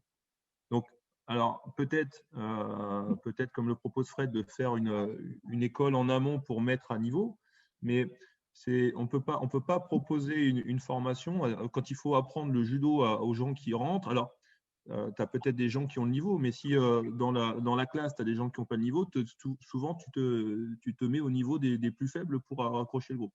Donc, si tu es obligé de faire de la formation sur le niveau de base que les gens n'ont pas, c'est compliqué. Et encore une fois, je le répète, tout le monde ne peut pas être enseignant. Je pense que ça, c'est aussi une notion qui est essentielle dans la motivation des gens, parce que là, on propose, là, c'est une formation qui amène à un diplôme et puis à un métier. Donc, quand on propose un métier, il faut quand même qu'il y ait une certaine passion, une certaine envie de développer cette activité. Je suis entièrement d'accord. Hein. Il y a juste deux choses sur lesquelles je vois, pour moi, ça me dérange un peu, c'est qu'aujourd'hui, il y a un prix d'entrée qui est quand même présent. Pour quelqu'un qui n'a pas forcément trouvé de club, c'est compliqué de s'insérer ou de trouver un travail par rapport au prix de la formation qui avant ce n'était pas le cas. Ça, c'est le premier point. Et le deuxième point, je ne remets pas en cause en disant qu'il faut une sélection à l'entrée. C'est ce que j'ai dit durant ma présentation et c'est ce qui a été évoqué par M. Dambard, et je suis entièrement d'accord avec ça. C'est de dire, tiens, aujourd'hui, tu n'as pas le niveau, on rallonge ta formation en te préparant, en faisant des cursus supplémentaires. Ça n'enlève ni la passion, ça ne dégrade pas la personne et au contraire, ça favorise le développement de tous et le partage de connaissances. Donc, je suis entièrement d'accord avec ça. Il faut mettre des seuils. Aujourd'hui, on a tendance à donner les choses trop rapidement au bénéfice de « il a participé, on doit ». Non, je suis d'accord. Une ceinture noire, un professorat, un diplôme, ça se mérite. Sinon, ça perd toute sa valeur, ça perd tout son sens et ça n'a plus de crédibilité aux yeux du public, mais même pour la personne en elle-même qui présente, elle va se dire bah, ce que j'ai, n'importe qui peut l'avoir, il suffit de se présenter. Donc, je suis d'accord avec ça. Je dis juste qu'il y a les alternatives allongées et il y a l'aspect pécunier qui est réel aujourd'hui où pour trouver les aides et les financements, même si sur le site c'est indiqué, ce n'est pas forcément aussi facile. Tout le monde n'a pas la chance de faire des études, tout le monde n'a pas forcément l'opportunité d'être aiguillé ou d'aider pour faire les démarches administratives et c'est ça que je reproche. Le dernier aspect, c'était par rapport au dossier qui est demandé. Aujourd'hui, tout est centralisé, ces formations. C'est qu'on demande, certains formateurs ont donc demandé à cette personne de faire un dossier. Il n'y a pas eu de contrôle. Elle a fait son premier examen, elle a échoué. Il suffisait de juste restructurer parce qu'encore une fois, l'idée, la passion et puis les compétences techniques, elles sont là. Et ça passait. C'était la même personne, la même passion, le même discours, juste réorganiser les idées et faire un dossier un peu plus propre et il a été pris. Donc, ça veut dire aussi que du côté des formateurs, peut-être que dans ce qu'on demande, il faut être capable, quand on est formateur de formateur, d'avoir les capacités derrière de corriger et de se dire oui, moi je suis capable de faire ce qu'on donne. C'est aussi un autre point que je voulais soulever. Oui, bah après, de toute manière, il y a une disparité en fonction des sites. Hein. Il n'y a pas de… Voilà, mais à nous d'apporter une uniformité. Mais aujourd'hui, chaque région propose ses formations. Donc, malheureusement, on n'a pas vraiment, la fédération n'a pas vraiment de possibilité de regard sur ce qui se passe. Ça, c'est propre à chaque région. En fait, chaque région propose sa formation et propose ses formateurs. Merci. Et après, sur le coup, voilà, c'est des diplômes d'État. Je ne pense pas que ce soit la fédération qui fixe le coût des formations. Alors, Jean-Pierre et Catherine, je vais d'abord passer ceux qui n'ont pas encore pris la parole, hein, mais je ne vous oublie pas. Donc, Yann. Oui, bonjour à tous. Dans un premier temps, remercier et féliciter Fred de cette belle présentation, qui au-delà du thème de ce soir qui était sur le judo de demain, nous donne aussi une orientation pour judo pour la vie, qui doit vraiment nous interroger effectivement sur l'orientation future du judo. Pour moi, ça donne aussi une orientation d'un projet avec un objectif clair, avec une démarche qui prend tout son sens, une cohérence par rapport à ce projet, avec un principe dans la démarche globale hein, que Frédéric présente, avec une vraie progressivité dans notre aventure autour de cette idée judo pour la vie, qui me parle et qui me donne vraiment un vrai sens dans un projet pour le judo de demain. Je pense que ça, c'est très important dans la mesure où aussi beaucoup de bienveillance, beaucoup d'accompagnement, c'est les mots-clés qui sortent régulièrement, et aussi une ouverture avec une coopération participative. Donc, c'est vraiment, on est tous acteurs de ce projet pour demain. Et ça, c'est très important à signaler. Il peut y avoir des divergences, des points de vue différents, mais le but, c'est de converger vers le même projet, c'est-à-dire le judo pour la vie. Et je pense que là, on est tous d'accord. On trouvera des solutions. Je suis engagé, comme l'a dit tout à l'heure Frédéric, sur le groupe de travail pour accompagner le statut du professeur de judo dans tous les sens du terme, hein, que ce soit professionnel ou bénévole. Effectivement, il y a plein d'outils qui ne sont pas exploités. C'est aussi un manque de vulgarisation de la connaissance d'outils qui sont là, mais qu'on ne sait pas, on n'utilise pas. Donc, on va essayer de faire du mieux possible pour accompagner ce projet autour du statut du professeur de judo, pour donner des outils, surtout pour les professionnels, à en vivre décemment. Et c'est vrai qu'il y a une convention collective hein, qui est en place et qui est très mal maîtrisée et très mal exploitée. Donc, on va essayer de mettre tous les outils pour que les choses avancent et que gérer la progressivité de carrière se fasse normalement et correctement pour atterrir à un échelon, enfin une carrière qui peut être au niveau 8 hein, pour certains, et c'est possible. Mais si on ne sait pas jouer, effectivement, c'est compliqué. Donc le but, comme l'a précisé tout à l'heure Frédéric, c'est l'accompagnement, mettre les conditions pour réussir tous ensemble ce projet du judo pour la vie. Et je rejoins beaucoup de choses pour atteindre cette qualité, hein, que le meilleur prof, dès le début, c'est quand même nécessaire à un moment donné et essentiel pour réussir et avoir une garantie de réussite à ce niveau-là. J'ai reçu la semaine dernière un monsieur qui venait à la maison parce qu'il voulait me rencontrer, qui est quand même un dinosaure du judo français, monsieur Orvois, Et c'est exactement ce qu'il m'a dit. S'il est encore là aujourd'hui, à 90 ans, à faire du judo encore 4 fois par semaine, parce qu'il a baissé un peu de rythme, hein, il était désolé de me dire ça, c'est parce qu'il a eu les meilleurs professeurs au début de sa carrière et ça reste jusqu'au bout. Donc, c'est des messages forts qui doivent nous guider aussi à un moment donné. Et je pense que là aussi, il faut réfléchir, comme l'a dit Frédéric, aussi sur le coût de notre vision des choses par rapport aux professeurs de judo. Il faut défendre ce statut, il faut défendre comment dire, ce métier, hein. C'est un noble métier qui mérite considération. Je fais un peu de musique, c'est 20 € de la demi-heure pour donner un cours de musique. Ça pose aucun problème. Donc, il y a des choses à interroger par rapport à la rentabilité des professeurs de judo à plus ou moins long terme. Alors, évidemment, il y a plein de problématiques par rapport aux petits clubs, aux grands clubs, à la région où on est, Paris, campagne, etc. Mais s'il y a des problèmes, il doit y avoir des solutions et on pourra accompagner certainement avec d'autres solutions pour l'avenir, justement, du judo de demain, qui sera un judo pour la vie. Donc, voilà, merci Frédéric et merci Yves. Merci Yann. Merci Yann. Fred, tu veux compléter ou tu veux rebondir? Non, c'était très. Il a tout dit, voilà. D'accord, merci. Alors, Monsieur Guyard. Oui, vous m'entendez? Oui. Oui, c'est Jean-Michel. Jean-Michel D'accord. Guyard. Bonsoir Fred. Bonsoir tout le monde. Je voulais juste intervenir sur un sujet qui me taraude depuis des années.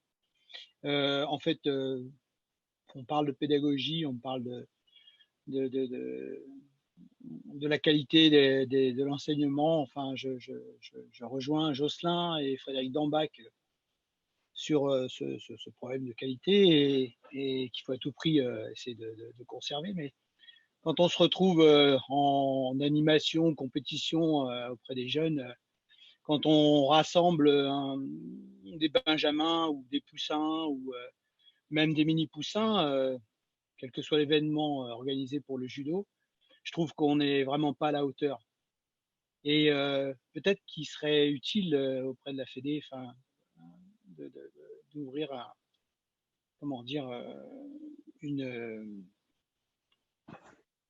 peut-être une formation auprès des comités pour qu'on soit capable d'organiser de vraies manifestations, quelque chose de sérieux,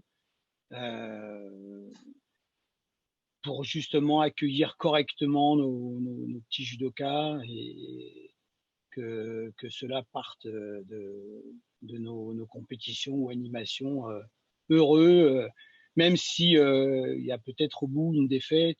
Voilà. Je trouve qu'au judo, on n'est vraiment pas doué pour. C'est peut-être que dans ma région, mais bon, pour être allé un petit peu partout en France, je trouve qu'on n'est pas très très doué pour organiser des événements de ce type. C'est très long. Et puis, je trouve que de plus en plus, on fait appel aux jeunes. On a des minimes. Maintenant, il y a des arbitres minimes au plus haut niveau, des fois, au niveau national. Je trouve que ça part même. On a pris un mauvais pli. Voilà. Et puis déjà, quand j'étais enfant, je trouvais que c'était pas toujours super bien organisé. Et depuis, ça n'a pas vraiment changé. Sauf peut-être par endroit. Il y a peut-être des comités qui sont. Voilà. Oh, quelle embrouille. Ouais, pour te répondre, Ouais. alors on en revient à ce que je disais tout à l'heure, c'est-à-dire qu'il se fait des choses, il se passe des choses un petit peu dans chaque coin de la France. Alors j'ai échangé avec Davy Julien qui est en PACA et il m'expliquait que là-bas, ils organisaient au niveau des compétitions Benjamin, ils faisaient des poules de 9. Du coup, ça faisait 3 poules de 3. Les premiers sortaient, se rencontraient, les deuxièmes se rencontraient, les troisièmes se rencontraient. Et en fait, sur les 9, il n'y en avait qu'un qui avait tout perdu. Voilà, éventuellement. Et du coup, la majorité des gens sortaient plutôt contents. C'était une animation qui durait 2 heures. Donc, les gens, ils savaient qu'ils arrivaient à 10 heures, ils partaient à midi. Donc voilà, on peut s'appuyer, en fait, il y a déjà des choses qui existent. Le problème, c'est qu'on ne les partage pas. Donc à nous de rassembler, encore une fois, n'hésitez pas à nous faire les propositions quand vous avez des choses. Tout n'est pas négatif. Voilà, c'est bien au contraire. Encore une fois, il y a énormément de choses très très intéressantes qui se font. Le problème, c'est que ça reste un petit peu dans chaque coin. Et voilà, donc n'hésitez pas à nous renvoyer quand vous avez des choses que vous trouvez exceptionnelles, qui peuvent fonctionner. C'est là qu'il faut qu'on soit capable, nous, de partager à l'ensemble. Après, chacun en fait ce qu'il en veut. Mais aujourd'hui, il existe des organisations qui sont très efficaces. Donc voilà, malheureusement, après, ça dépend aussi du nombre de participants, j'entends, mais bon, sur la PACA, il me parlait de 400-500 gamins sur la journée, donc c'est, je pense, une grosse animation. Et ils ont l'habitude de faire ça depuis pas mal d'années. Donc voilà, tu vois, c'est pas quelque chose qui sort là. C'est déjà des animations qui existent depuis très longtemps, mais qui sont, je pense, efficaces. Et c'est un thème qui m'intéresse dans le sens où, au bout du compte, beaucoup, contrairement à nos poules où peut-être il y en a un ou deux qui ont gagné et puis les 2-3 autres sont perdus et sont déçus.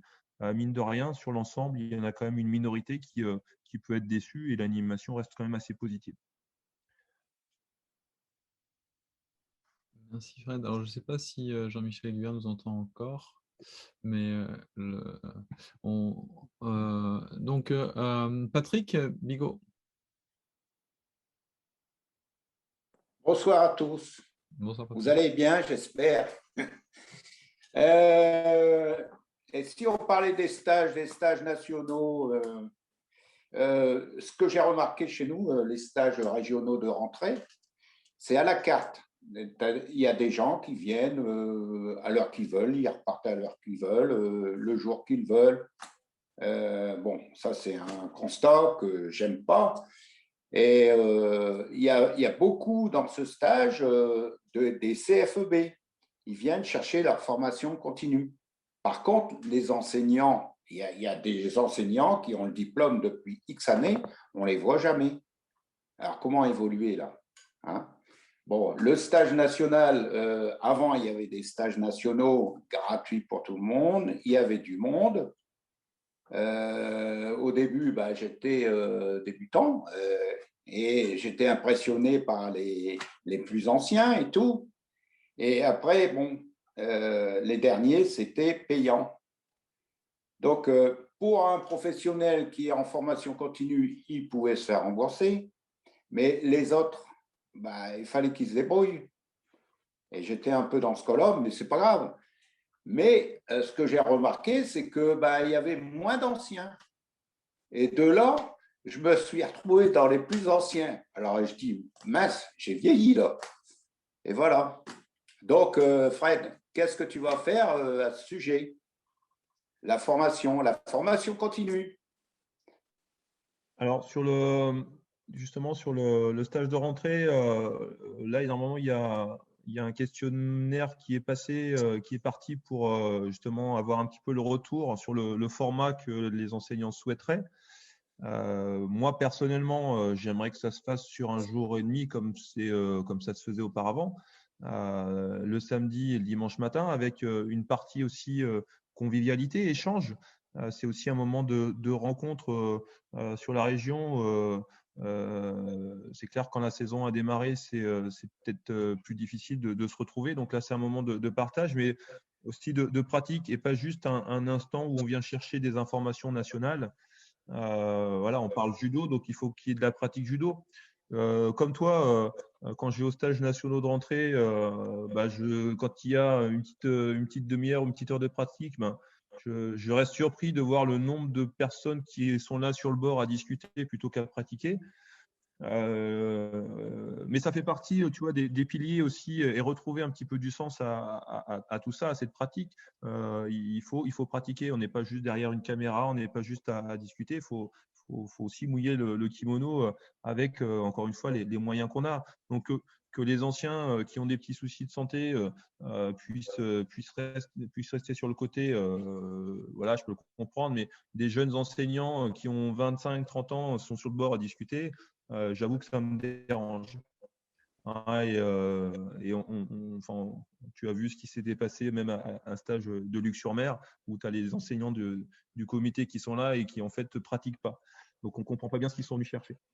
Donc voilà, après, bien sûr, aujourd'hui, les stages de formation ont été très orientés formation professionnelle. Donc c'est aussi dans ce sens-là qu'il faut que c'est intéressant d'être un professionnel du judo, puisqu'il y a les OPCO qui financent ces formations-là. Malheureusement, ça a restreint aussi le champ d'action sur tous les autres. C'est-à-dire qu'il faut aussi proposer des stages avec un petit peu plus de pratiquants, ouvrir un petit peu plus à tous les enseignants, voire à certains athlètes, éventuellement, judokas. C'est aussi cette richesse d'échange. Moi, les formations professionnelles à une vingtaine, voilà, tout dépend ce qu'on vient chercher, mais le sens du judo reste la masse et la variété des pratiques et des échanges. Donc, il faut qu'on arrive dans nos déplacements à proposer des stages où on regroupe une majorité de pratiquants et continuer à proposer des stages de formation professionnelle un peu plus ciblés. Voilà, il y a de la demande en kata, il y a de la demande en sport santé, il y a de la demande en baby, en taïso, mais c'est de la spécificité. Donc, ça concerne qu'une partie des gens. Faut qu'on retrouve le sens de la pratique judo, le fondement du judo, le tronc commun du judo. Il doit être pratiqué, échangé par la majorité des pratiquants. Les premiers stages que j'avais faits, c'était un petit comité. C'est-à-dire, j'ai fait des stages avec M. Lebert, M. Awazou. On était une vingtaine, voire une vingtaine. C'était, par exemple, avec M. Awazou, c'était Newaza. Avec M. Lebert, c'était Tachiwaza. Hein. Et après, il y a eu les stages à Boulouris où il y avait tout le monde. Voilà.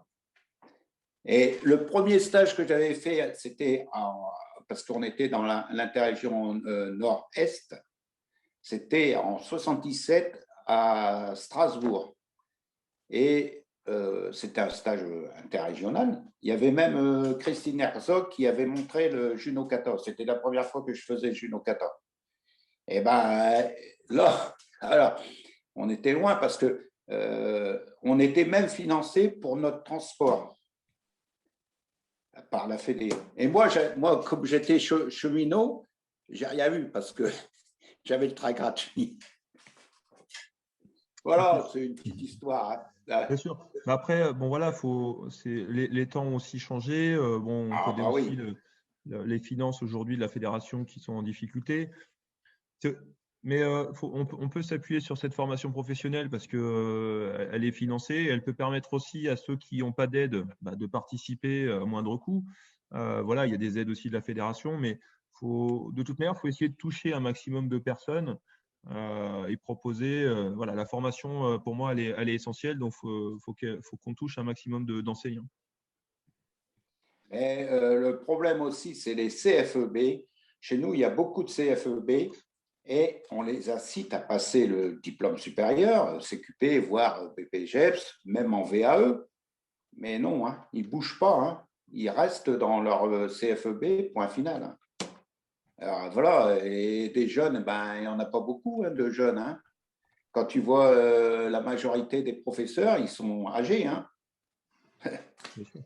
Nous, on faisait ça, beaucoup avaient un travail. Et après, il faisait judo pour le club. C'est comme ça que j'ai commencé, moi. Mais les jeunes, c'est un emploi. Donc, ils ont la contrainte de l'emploi. Nous, on s'en moquait de ça. On faisait ça par plaisir. Mais là, c'est considéré comme un emploi. Alors, donc, ils sont pris le week-end, ils sont pris le soir. Et ça, c'est le gros problème actuel. Hein. Ils veulent bouger, hein. Voilà. Merci, enfin, c'est mon constat. Hein. Merci Patrick. De rien. Donc, pour les prises de parole, donc Marc, Laetitia, ensuite Jean-Pierre, et pour le mot de la fin, Catherine. Donc, Marc. Oui, bonsoir à tous. Juste un propos rapide pour dire le plaisir que j'ai eu à entendre Fred et le projet qui est décliné et surtout m'attacher à des choses assez concrètes. J'ai vu que dans le projet, tu parlais de mixer les publics. C'est vrai que dans les clubs, on a pris l'habitude de faire des cours différenciés chez les jeunes, chez les ados, chez les seniors. C'est évident que le fait de mixer ces publics-là, ça favorise les apprentissages des uns et des autres. C'est-à-dire celui qui est un peu plus expert et celui qui est plus en demande. Forcément, les apprentissages vont se nourrir de ce type de rencontres. Et si l'enseignant a un rôle là-dedans aussi, on sait bien que la culture du groupe a des effets indéniables sur les apprentissages. Qui plus est, ces adolescents-là pourraient trouver du sens dans une pratique, c'est-à-dire donner un petit peu de leur temps pour accompagner les plus jeunes. Non seulement ça va dans le sens des maximes de Jigoro Kano, mais ça peut peut-être éventuellement aussi donner de la matière aux futurs, aux aspirants professeurs par la suite. Donc je pense qu'il y a peut-être un nœud là vraiment à fouiller dans nos habitudes de pratique. Et ensuite, le deuxième point sur lequel je veux revenir, c'est effectivement, moi j'ai vécu quelque temps l'inconfort d'être prof de judo et d'être le soir, le week-end, ne pas être à la maison. Voilà, se pose la question de ces compétitions, je pense notamment au circuit Poussin, Benjamin, etc., qui étaient devenus des passages obligés.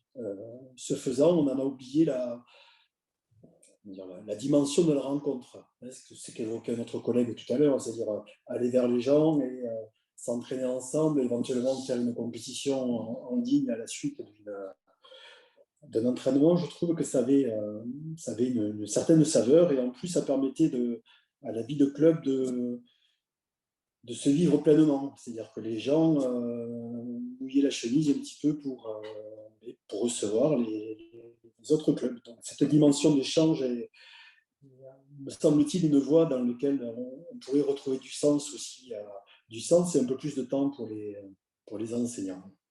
Voilà, c'était juste le propos rapide, trop rapide sur moi.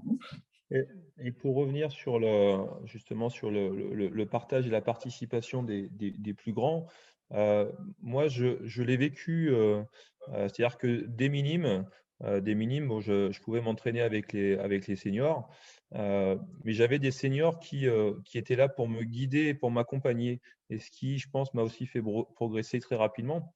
Ce que j'ai ensuite reproduit avec mon prof, bon, voilà, j'étais passionné et je prenais plaisir à être sur le tapis. Et en fait, je passais mes après-midi à l'assister du premier cours jusqu'au dernier cours. Et c'est vrai que moi, je vois souvent dans les vidéos des cours japonais, on voit des plus grands servir de partenaires aux plus petits. Et on rejoint un petit peu la réflexion tout à l'heure de dire qu'il faut aussi les meilleurs enseignants, mais aussi peut-être les meilleurs partenaires pour évoluer. Et justement, j'avais cet échange hier avec un ami qui est sur Reims, qui est aussi prof de sport, et qui me disait, lui, à l'université, quand il a du coup des jeunes adultes qui démarrent, en fait, il les met tout de suite avec des ceintures noires, parce que en fait, c'est le meilleur hockey. Et c'est beaucoup plus facile d'apprendre avec un bon hockey que d'apprendre avec quelqu'un qui débute aussi et qui a plus de mal. Donc voilà, dans la richesse aussi de cet échange, et comme tu dis, c'est donner du sens aussi à l'accompagnement des plus grands. Et moi, j'adore les cours quand je regroupe mes 3 cours. Enfin, j'ai 3 cours, c'est un petit village, hein, donc c'est pas beaucoup de monde, mais tout petit avec mes moyens et mes adultes.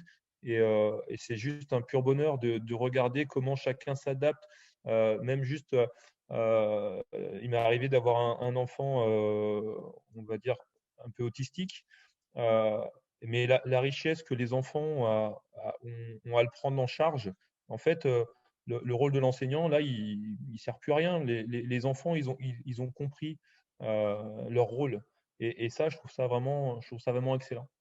Et voilà. Et après, pour les catégories, pour les compétitions pour les plus jeunes, je pense qu'il faut aussi et ça c'est une réflexion qu'on va aussi mettre en place, peut-être proposer plutôt des animations un peu plus par équipe, ne serait-ce que pour les mettre aussi dans un confort de combat, puisqu'aujourd'hui on les met plutôt dans des états de stress et puis de déception.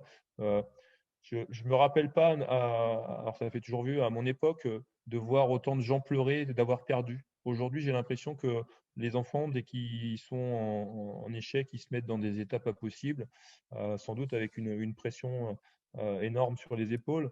Donc, il faut aussi qu'on arrive à les mettre dans un confort et puis bien sûr, retrouver de la proximité et puis un échange entre clubs, parce que le judo, c'est la rencontre. Moi, quand je fais des entraînements, notamment de masse sur le Tarn-et-Garonne, je vois qu'il y a Lionel qui nous suit. Voilà, j'aime à rappeler que les enfants ne doivent pas faire en priorité ensemble, aller voir les autres, parce que le judo, c'est la découverte, c'est la rencontre. Donc, c'est inciter, voilà, et les échanges. Le judo m'a permis aussi ça, de rencontrer des gens et de grandir aussi à travers ça, à la découverte aussi des peuples à l'étranger. Et ça, c'est une vraie richesse. Donc, il faut qu'on arrive à développer cet aspect-là. Je pense que c'est essentiel. C'est aussi l'essence de notre activité. Laetitia ? Oui, bonjour. Merci encore à tout le monde d'être là, à Yves d'organiser ce Mondo. Merci Fred pour ce que tu dis, ça me parle beaucoup. J'essaie d'analyser ce qui peut permettre d'avancer. Il me semble entendre que le brassage est déterminant et qu'il faut le développer, qu'on a tendance un petit peu trop à rester chacun de son côté et à du coup à limiter nos possibilités de développement. Donc le brassage, j'entends aussi que la compétition est remise en cause souvent dans la mesure où c'est non pas une expérience suivi d'analyse de l'expérience pour progresser, mais purement du classement pour de la reconnaissance. Et c'est ce qui fait que ça perd complètement de son sens. Donc moi, j'ai envie de proposer une démarche. Je ne peux pas dire si c'est de la pédagogie ou de l'éducation, c'est plutôt une philosophie ou une modalité de pratique qui serait moins verticale, plus horizontale, avec plus de brassage, c'est-à-dire un travail par atelier. Il y a plein de disciplines qui travaillent par atelier ou de façon un petit peu libre. On voit les disciplines émergentes, notamment comme le skate, qui va rentrer au jeu, mais qui est une pratique très collaborative. Et il me semble que cette dimension-là, c'est ce qu'on est en train de vivre aujourd'hui, ce soir, hein, sur tous les mondos. On a une thématique et on est sur du participatif, du collaboratif. Et c'est ce qui est très riche, à mon sens. Et donc, j'ai envie de dire, pourquoi est-ce qu'on ne développe pas ça aussi sur le tapis ? Il me semble que la structure du randori est très riche parce que ça se base sur… Pardon ? Ah, d'accord, ok, pas de souci, ça marche. La structure du randori est très riche parce que c'est beaucoup d'expérience. Mais on a tendance à séparer l'expérience de l'analyse de l'expérience. Il y a l'expert qui va analyser ou le très gradé qui va analyser pour nous, et c'est très riche. Mais c'est aussi se priver de l'analyse qu'on peut faire soi-même. C'est-à-dire que ça prend du temps d'analyser ce qu'on fait et d'analyser aussi ce que fait l'autre, ce qu'on fait, travailler véritablement à deux. Il me semble que la structure classique du randori ou le fonctionnement classique de la séance ne permet pas ce temps d'analyse et qu'on y perd beaucoup. Donc moi, je serais très favorable à ce qu'on travaille de façon comme on le fait ici en Mondo, mais sur le tapis. C'est-à-dire qu'on ait des temps où on travaille par 2, par 3, de façon relativement libre, et non pas Jimé Maté qui formate un peu et qui à mon sens, pousse à être dans une opposition un peu stérile, à la recherche de la victoire et non pas de la recherche pour la recherche. Voilà. Donc, une proposition dans ce sens, ça serait de profiter des temps de compétition pour avoir des temps d'échange pratiques sur le tapis et qui pourrait mêler autant les pratiquants, les compétiteurs, que les enseignants, tout confondu. Je pense que c'est une source d'une très, très grande richesse. Ça serait aussi, en le développement du coup au niveau des clubs et au niveau des compétitions, ça pourrait permettre aussi de développer ce type de rencontres, d'échanges de club à club. C'est-à-dire qu'on ne soit pas seulement dans on va dans un autre club et puis on suit un entraînement ensemble, mais être sur une thématique donnée,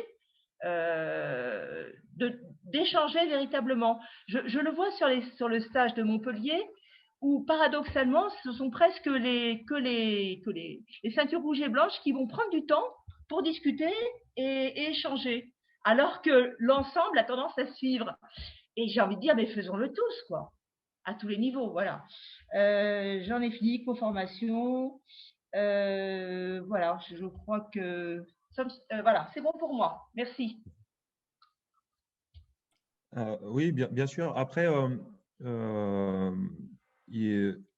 je pense aussi souvent dans les stages, on se positionne, voilà, il y a un enseignant qui donne un savoir et les autres prennent.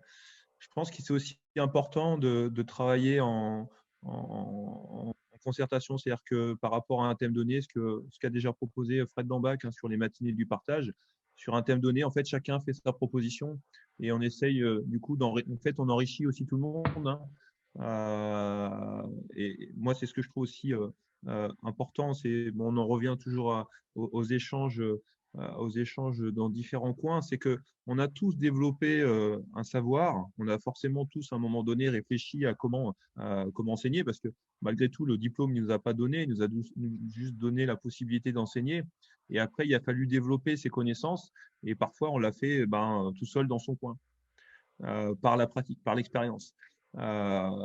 Sauf qu'on l'a tous fait chacun dans son coin et qu'à un moment donné, on n'a pas forcément fait l'effort de se poser et puis de se mettre tous autour de la table et puis de montrer ce que chacun avait recherché. Et la richesse, elle est là, c'est que chacun a un petit peu à apporter à l'autre. Et pour moi, de me dire, voilà, si j'avais vécu ça au début de mon apprentissage, eh ben, je serais sans doute aujourd'hui allé beaucoup plus loin. Alors que en fait, j'ai été obligé de créer mon expérience tout seul. Et donc, je pense que ça, c'est aussi quelque chose qu'on va mettre aussi en œuvre, avoir plutôt un échange participatif, voilà, et profiter un petit peu de l'expérience de tous. Après, pour revenir aux plus petits, je pense aussi qu'il est important de ne pas juste mettre en avant le côté victoire, mais aussi mettre en avant le côté qualité technique, mettre en avant l'esprit, ce qui s'est déjà fait. Moi, je me rappelle, voilà, il y avait des trophées, du comportement, de la plus belle technique. C'est des choses qui étaient valorisants parce que ce n'était pas forcément toujours le plus fort qui remportait ces trophées, donc qui mettait en valeur quand même un aspect du travail qui est effectué aussi avec l'enseignant. Donc ça, je pense que c'est des choses qu'il faut aussi qu'on remette un petit peu au goût du jour et qu'on mette en avant plutôt que l'aspect victoire ou défaite, mais l'aspect qualité, l'aspect attitude, parce que c'est les piliers aussi de la discipline. Les gens viennent rechercher aussi la qualité d'enseignement, les valeurs qui entourent la discipline, l'éducation qu'on peut apporter. Sauf que pour moi, on le met pas assez en avant. Alors, Jean-Pierre? Oui, je vais essayer de ne pas prendre trop de temps parce que je vois que l'heure tourne pour tout le monde. D'abord quelques réflexions et puis quelques questions pour finir, Fred, si tu veux bien. Tu as parlé de l'attractivité et tu disais qu'il fallait sûrement trouver des pistes pour essayer d'attirer davantage de gens au judo. Mais tu dis aussi dans le même temps que sur une quinzaine d'années, on a perdu à peu près 1 500 000 pratiquants qui n'ont eu qu'une licence, qui n'ont pas renouvelé leur licence. Donc, je me dis que l'attractivité, on n'est peut-être pas si mauvais que ça, mais là où on n'est pas très bon quand même, c'est pour conserver, pour fidéliser nos judokas. Je pense que c'est plus à ce niveau-là. Ce qui ne veut pas dire qu'il ne faut pas travailler l'attractivité quand même, hein, je te rejoins là-dessus. Donc ça, c'est une première réflexion. Après, je voudrais revenir sur les stages, et là, je te rejoins aussi complètement quand tu dis que ce soit en formation de futurs enseignants ou sur des stages d'enseignants en formation continue, il ne s'agit plus d'apprendre le judo, mais d'apprendre à l'enseigner. On est bien d'accord là-dessus. Et je reviens à ce que je disais sur ma première intervention. Je pense qu'on nous a davantage donné des formats de stage où on avait des contenus techniques sur lesquels on pouvait se régaler, hein, et qu'on pouvait très bien essayer de… Et qu'est-ce qu'on faisait? On se débrouillait chacun au retour pour adapter sa pédagogie sur ces contenus techniques qu'on nous avait donnés. Mais il n'y avait pas vraiment d'échange sur la pédagogie, sur la transmission de ces contenus.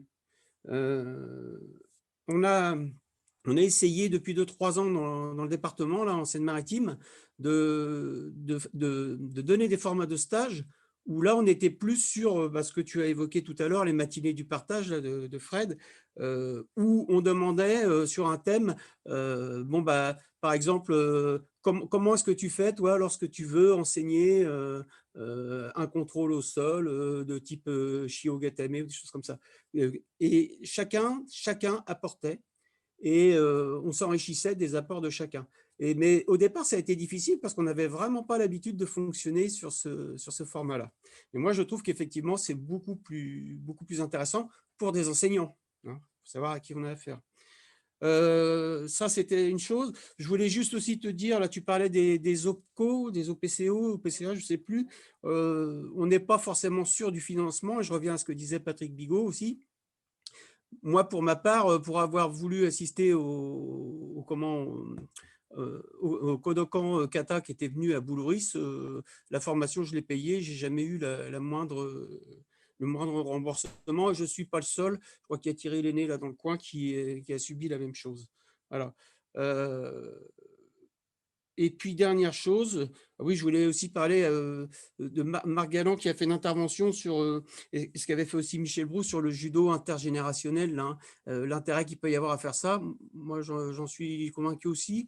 On faisait un regroupement une fois par mois, mais je pense quand même qu'à un moment donné, il faut quand même regrouper les enfants par groupe d'âge parce que les besoins ne sont pas les mêmes. Et pour revenir aussi à ce que vous disiez, donner les meilleurs enseignants aux plus jeunes. Alors déjà, il faudra arriver à définir ce qu'est un bon enseignant. Mais par rapport à ce que disait Marc Galland, je fais le rapport avec la classe unique. Je pense qu'effectivement, si on met quelqu'un dans une classe unique, il ne vaut mieux pas que ce soit un débutant. Je ne veux pas m'étendre là-dessus, mais voilà. Et puis, dernière chose, une question. Tu as parlé d'un formulaire de stage de rentrée. Ça a été envoyé quand? Parce que moi, je ne l'ai pas vu passer. C'était envoyé aujourd'hui.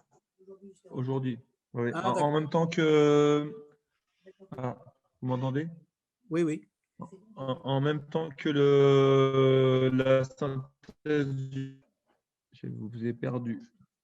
Oui, mais j'entends que ça coupe. Ok. Oui, aujourd'hui, ça a été envoyé. D'accord. Après, pour le financement des stages, alors soit la possibilité des OPCO, mais il me semble que la fédération peut aussi aider, accompagner justement ces financements. Oui, c'est… je crois qu'il y avait Martine, mais je crois qu'elle est partie. Voilà. Après, il y a sur le site, vous pouvez retrouver… Ça s'est fait après ça. Quoi après, effectivement… Martine vient de le confirmer.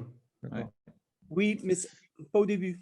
Après, il y a eu un moment où ils se sont rendus compte que justement certains restaient sur leur formation payante. Et la Fédé a dit que ceux qui n'avaient pas pu bénéficier des financements au PCO, PCA, je ne sais plus, pouvaient demander. Mais ça a été fait dans un deuxième temps, pas au tout début. Oui, oui, tout à fait. Ouais. Mais enfin, c'était déjà bien. Donc, on a progressé déjà.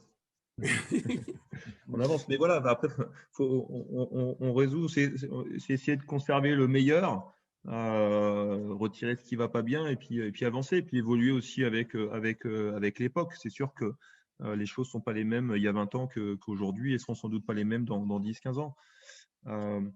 Voilà, Thomas me demande qu'est-ce qu'un bon professeur. Oui, mais c'est ce que... Un bon professeur, c'est celui qui est capable de passer le bon message.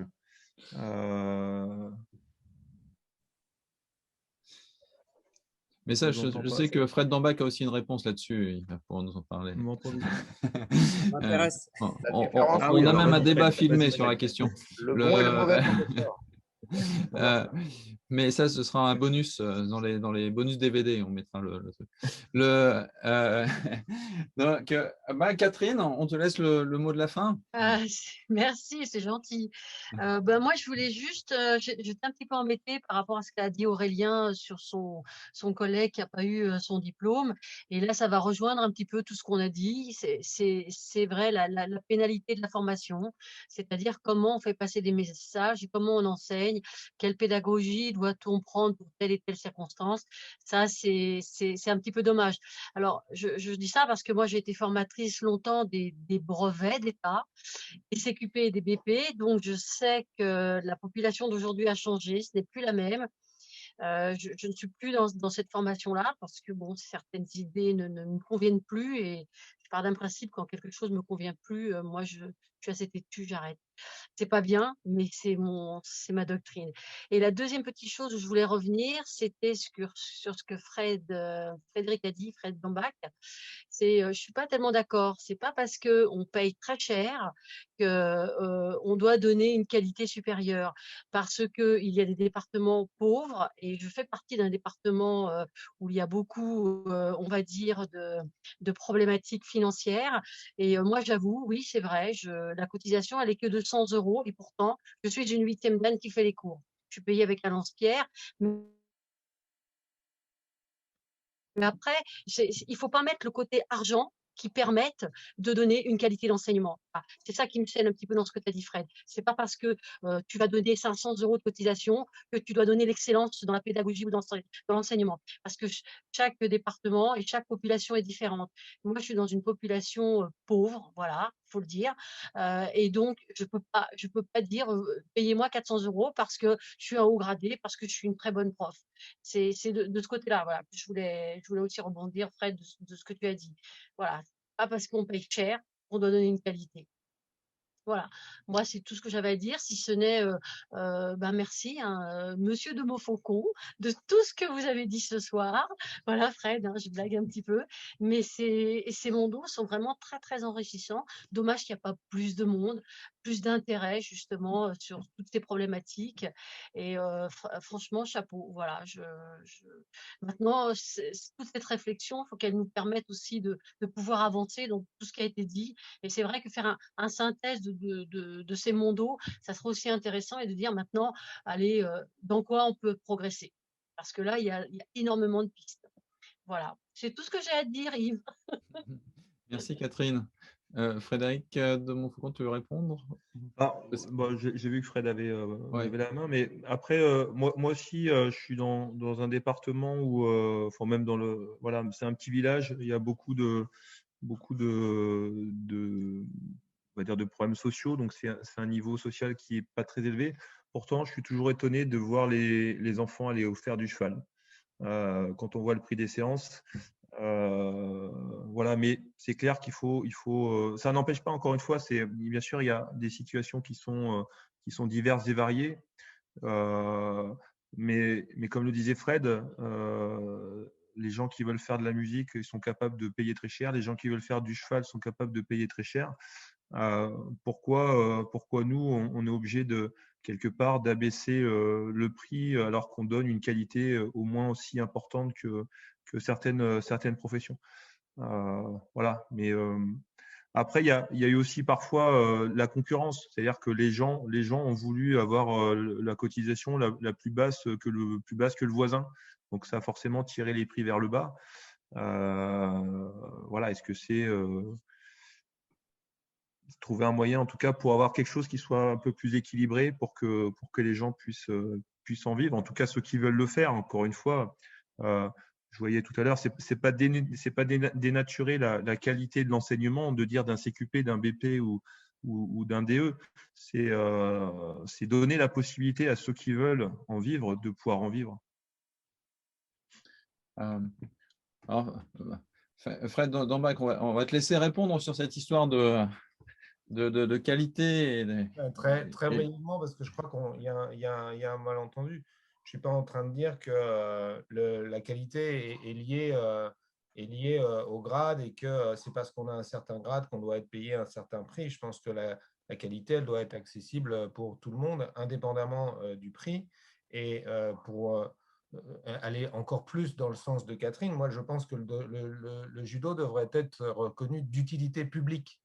Et à partir du moment où c'est reconnu d'utilité publique, c'est gratuit pour tout le monde, parce que c'est un bienfait de l'humanité qui doit être mis à disposition de tout le monde. Mais malheureusement, nous ne sommes pas dans le monde des bisounours, et dans la réalité, il faut arriver à préserver notre exception culturelle française.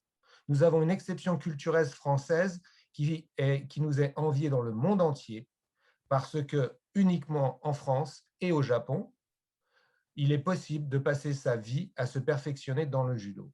Et moi, je pense que c'est ça qui fait qu'on a le niveau aujourd'hui. Je suis allé dans beaucoup de pays, je suis monté dans beaucoup de tatamis dans le monde entier, et tout le monde nous envie ça lorsque je dis moi, je suis prof de judo. Personne ne croit parce que ça n'existe pas. Donc, c'est possible uniquement parce qu'on a un niveau minimal de revenus à assurer. Et on ne peut pas passer outre cela. Et donc, il faut revaloriser à tous les niveaux l'activité de professeur de judo. Et il ne faut pas se mettre, comme ça, je sais que tu es dans le 93, c'est un département très difficile, mais il ne faut pas se mettre au niveau du football. On n'est pas en train de se concurrencer avec le football. On n'est pas professeur de football. Ça n'existe pas. On peut être animateur de football, mais on n'est jamais professeur. Donc, à partir du moment où on est professeur de judo, eh bien, pour moi, ça a une valeur. Il faut revaloriser le statut du professeur et il doit être correctement payé parce que ce qu'il fait a véritablement de la valeur. Merci, Fredo. Frédéric, est-ce que tu veux faire un mot de fin? Oui, je suis vraiment, encore une fois, voilà, ça va bientôt faire 3 heures et en fait, le temps a filé, mais comme souvent, quand on fait des cours passionnants, on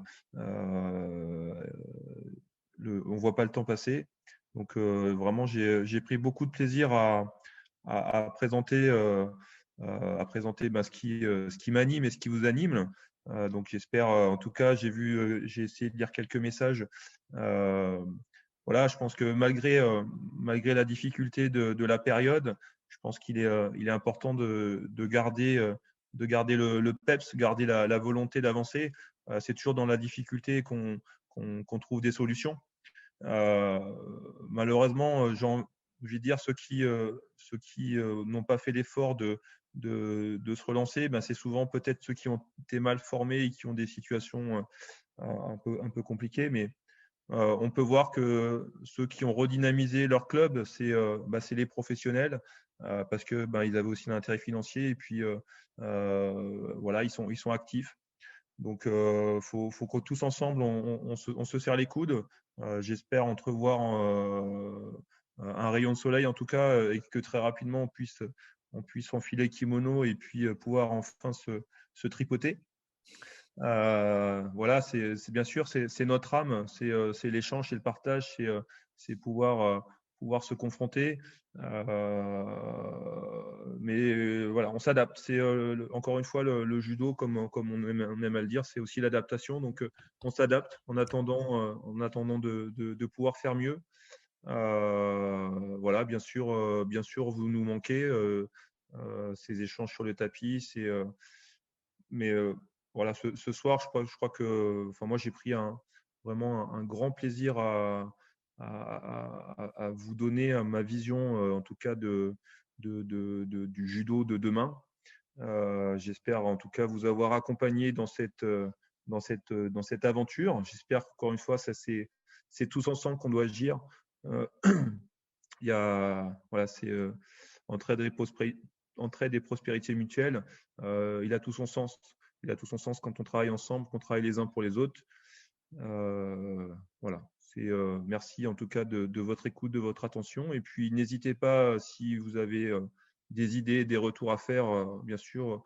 Moi, je reste à l'écoute. Hein. Je continue à apprendre. Je suis un jeune professeur, je suis un jeune vice-président et comme toute la fédération, on est aujourd'hui à votre écoute et à votre service pour que demain le judo brille.